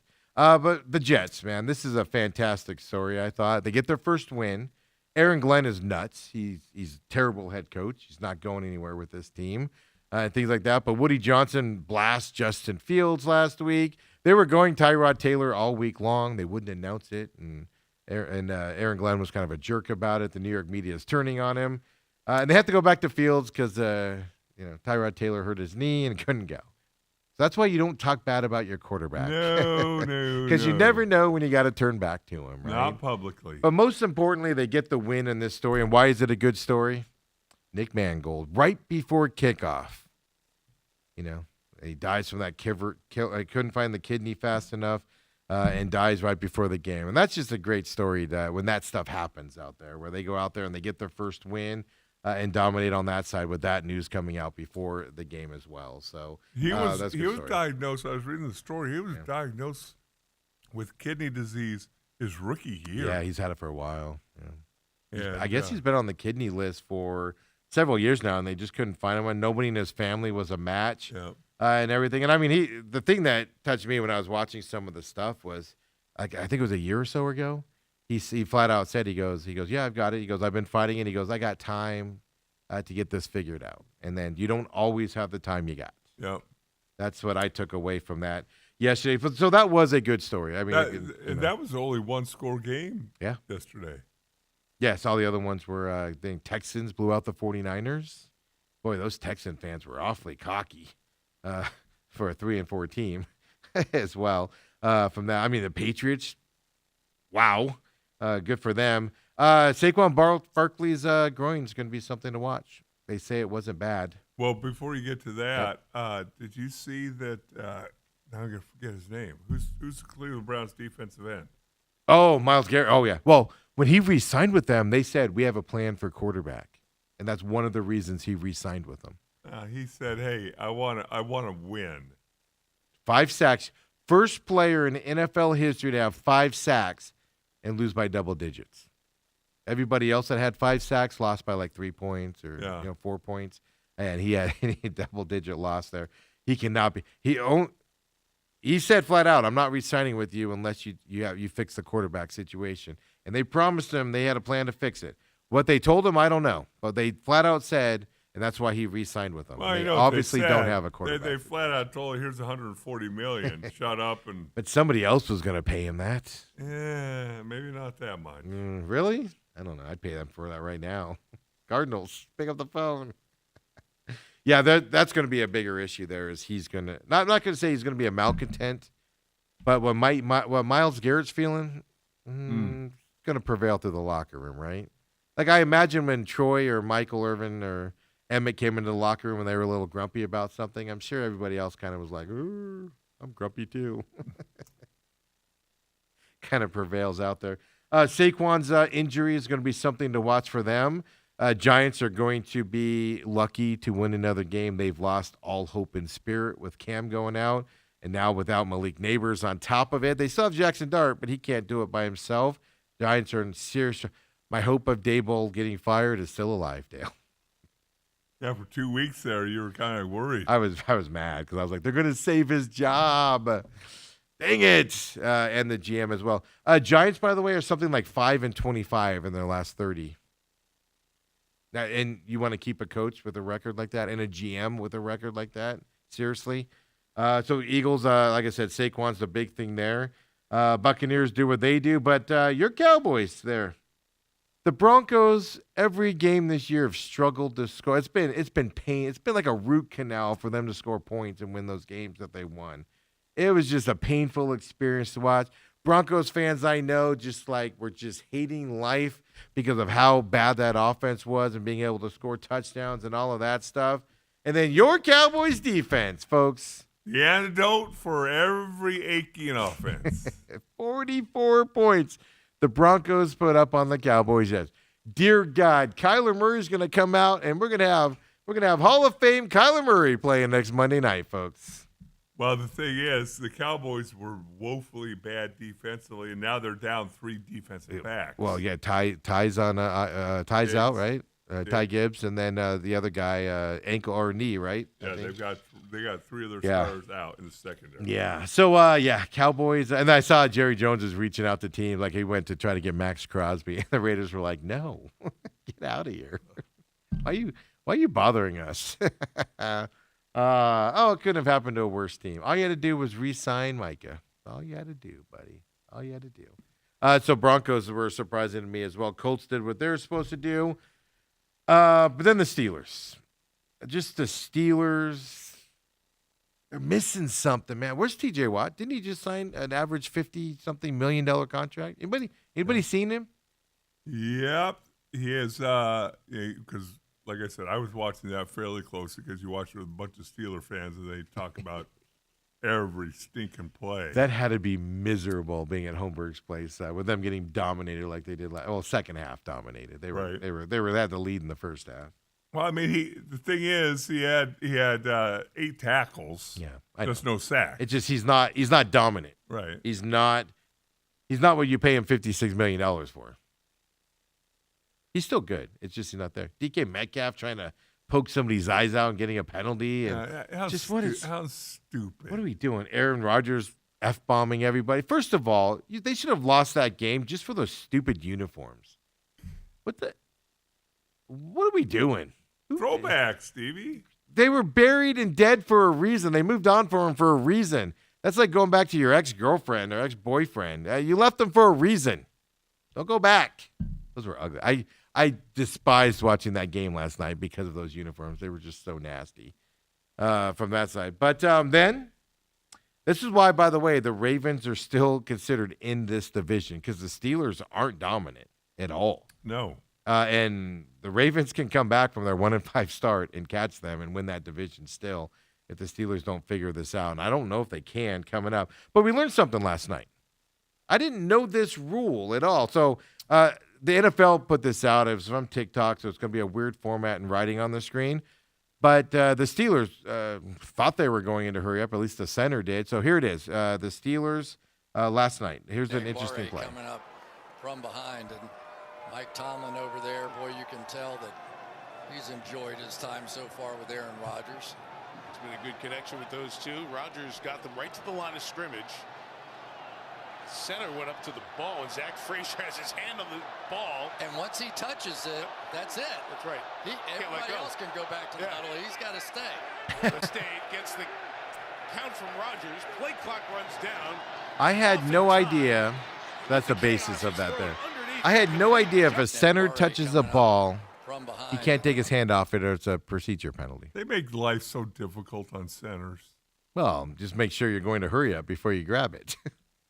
But here's the funny thing. They'll let you touch it, and then you can move it around like he did. You can stand up while holding it and look back there, move it back and forth, and then go move it again to snap it. You can do all that. Just let him take his hand off the ball, man.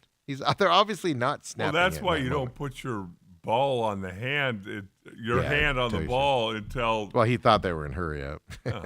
But I never knew that rule was out there. I mean, it makes sense when you see it, but that's the weirdest thing ever. I'm watching that game last night, and I'm just like, 25 years old. I'm like, He's what is fine. happening right now? So you and me, we're not getting back His up. legs are all shaking. He's trying to snap it. It was just fascinating to see that happen. Tonight, Commanders Chiefs, Dale. Boy. Before we talk about that, Kobe, do you have the college football show picks results for the week up Well, on it's the thing amazing there? how you don't forget them when. He doesn't have them up there, Oh. so we'll do it tomorrow as well. That's the picks 2025 Week 9 results. You do not have those. I can tell you missed all 5, Dale. So you suck. I messed up. I did it last night, and I thought I put it in the right folder. I obviously didn't. I'll tell you this. We'll post it tomorrow with the NFL one. We got Ole Miss correct. We got Vanderbilt correct as well. You picked LSU. Sucker. I even tweeted back to you and said, I was trying to give you the win. Nope. I have I'm proof. going with the first tweet you Nope. sent out. I have proof. I told you. I tried to get you that win, buddy. We both had BYU, and of course, we both lost to ASU. So you were 3-2 for the week. You get a lot of red X's in college lately. What about NFL? Yeah, it's ugly. I suck at NFL. You don't. Is that because you played in it? Well, you played college too. I did. I just don't watch as much as you do. A&M might be for real, Stevie. A&M is for real, man. That's what I was going to say. It's just they look good too. Did you see that? They were losing that game at halftime, and they Imagine were like, paying Jimbo Fisher $70+ million to go away so you can win. I want to say it was $78 million or something like that. Yeah, So you can win. yeah. And now you're winning. I know. What the heck? And they don't have some snot-nosed idiot freshman quarterback there. What like, about that Houston coach? I was trying to look up his name. He's in his 60s. Yeah, he's old. This is his first chance at Yeah. a big D1 job. Taking advantage of it. But the interesting thing about him, and then he plays that, like I said, I call that an unconventional offense because you don't see offenses like that anymore.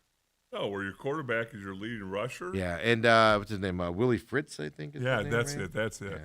Yeah. Yeah, he's just old. He's like small. He looks kind of like a grandpa. He probably is a grandpa. Yeah, but I mean, yeah, that's a good point. But they play that, and I told you guys beforehand, I was like, it's going to be one of those games, man, where they're just going to keep the ball. I just was floored into that first half. I went, they had one drive and one play, ASU. And then they ended up punting 2 plays later in the second quarter. It's just they keep the ball, and they dominate it from that side, and they have the speed, and it's just like, what? Their quarterback takes some hits, though. Yeah. Oh, yeah. You wonder if he can last the Yeah. whole season doing Yeah, that. it's like, what the heck? 65 years old. I just looked it up. Born in 1960. He's older than I am. Look at it. It's still hope for you to go into coaching. But I know when he took that job, he's like, Houston, they haven't done anything. I'll take it. What's the worst I can do? It can't be any worse than everybody else that coached at Houston. He's out there winning. Where'd they come from? They were terrible last year. Like, where did they come from? Well, at least on TV, they continue to talk about the transfer portal. Yeah. Quarterback came in. I know they got the Wide quarterback. receiver came in. Yeah. Like 5 or 6 impact players came in. They have West Virginia this weekend. Houston, that's a win. Then they got UCF after that. UCF there. Then they got TCU. Ooh, TCU coming up there. And then their rivalry game, Baylor. That's not Rivalry game, Baylor. Waco, Houston. Oh, they go back to. They've been fighting ever since the Cold War. I like how. By the way, Texas Tech fans, get over your tortillas, clown. They're like, it's tradition. Yeah, it dates all the way back to the 90s. Not that long of a tradition. They're like, if Arizona State could throw water bottles, why can't we throw tortillas? Yeah, I thought that was going to maybe get out of hand Saturday. Oh, no, I'm telling you, it felt, and I was like, what is that, a 15-yard penalty? Like, what do you get on that? It could, yeah. Well, if they call it, yeah, it's an unsportsmanlike. That's what I mean. But that's just going to make them throw it more. hurt your team. Well, they were. Come on, let's be real. They were hurt already. By the way, Queen Creek won homecoming game on Friday night as well. Good for them. No Tate Reynolds. No Tate Reynolds yet. Oh, we'll see. End of the season's coming here. Yeah, I know. I'll tell you this. I have a feeling. Nobody's told me. He'll be back for the Red Mountain finale. I forget who they have this week. The question is, will you kind of see him this week? It's kind of what I'd kind of pay attention to and watch from that perspective coming up. So 2A playoffs start this weekend. Of course, we have Mike come in. Bruce Cooper joins us tomorrow, Dale. See how he feels. For those of you that, we have 3 World Series games here, but for those of you like Dale, I can't work Prime Video. I can't do these streaming things. I can't do this. I can't do that. And by the way, we're in NASCAR week here, championship week here coming up this week out there. We got our Final Four yesterday. Pit Stop either today or tomorrow will be up for the Look Back show. And then Thursday, this show will be dark on Thursday, FYI. But I hopefully will be back in time for MLB and then the Pit Stop after that. Hopefully not. Is Kobe going to have to come down to you Unless I'm in the clink, jail? doing the cup on the bars. Don't joke around, Steve. I'm just setting the standard. But Prime Video, they're doing the thing like YouTube did out there where Prime Video is going to be free for people to watch a game coming up here. So you don't have to subscribe to Prime Video as well. So they have a global broadcast agreement with the NFL to stream Black Friday game between the Eagles and the Bears to a worldwide audience. Wow. So obviously they do that, with Netflix. They did it with YouTube earlier this year, and that YouTube stream was free as well. That game, Thanksgiving night, or Black Friday game, I should say, Thanksgiving weekend, no subscription or Prime membership is required. That will be a free game. Judging, though, by how both those teams played yesterday, might not be a fun one to watch. Hold on. You said Eagles, Bears? Yeah, Bears. They both won. Yeah, but no, Bears got destroyed yesterday by the Ravens. Ravens are coming. With Snoop as the quarterback. I'm telling you, Ravens are not dead because of that division. I'm telling you. They get Lamar back, they're going to be all right. Their defense is terrible as well. Robert says, why did Garrett fling his helmet? Because he was mad. The offense was doing nothing, and they were getting blown out by 20 points or whatever it was. There's a picture of him sitting on the far end of the bench while the team's on the other side, on the other 20-yard line, 30-yard line. I didn't see that. I saw him walk up and throw his helmet and then turn around all menacing, like yelling at everybody. I saw that one there. And then Robert says, don't they call that the checkers rule? I don't know what he means by that. What are you talking about? What were we talking about when you tweeted that one in? That's what I need to know on that. The checkers rule. Dale, you know all that weird stuff. You tell me. How was flag football on Saturday? I had the day off. Got a doubleheader next week. Oh, doubleheader. So we'll, that's hopefully the weather will cool off a little bit. Watch out for the Spurs. I told you guys that last week. Spurs are looking good. And then Cooper Flag dominated last night for the Mavs. Cooper will be just fine. Cooper will be fine. The Spurs, though, they're going to do some damage this year, barring they stay healthy. Yeah. Pay attention to the Spurs this year. If Wembanyama could stay healthy, they're gonna be talked about. He had 2 big games over the weekend on top of that opening night one as well. So 100 points, 15-plus blocks in the first 3 games of the season. First player in NBA history to do that for him. He has more blocks by himself than all but 6 teams. He has 18 blocks to start the season. Not a bad start. Yeah, all right. Come on back tomorrow, folks. McCollum on Business coming up next. 11 o'clock. Dale, get out of here. I'm tired.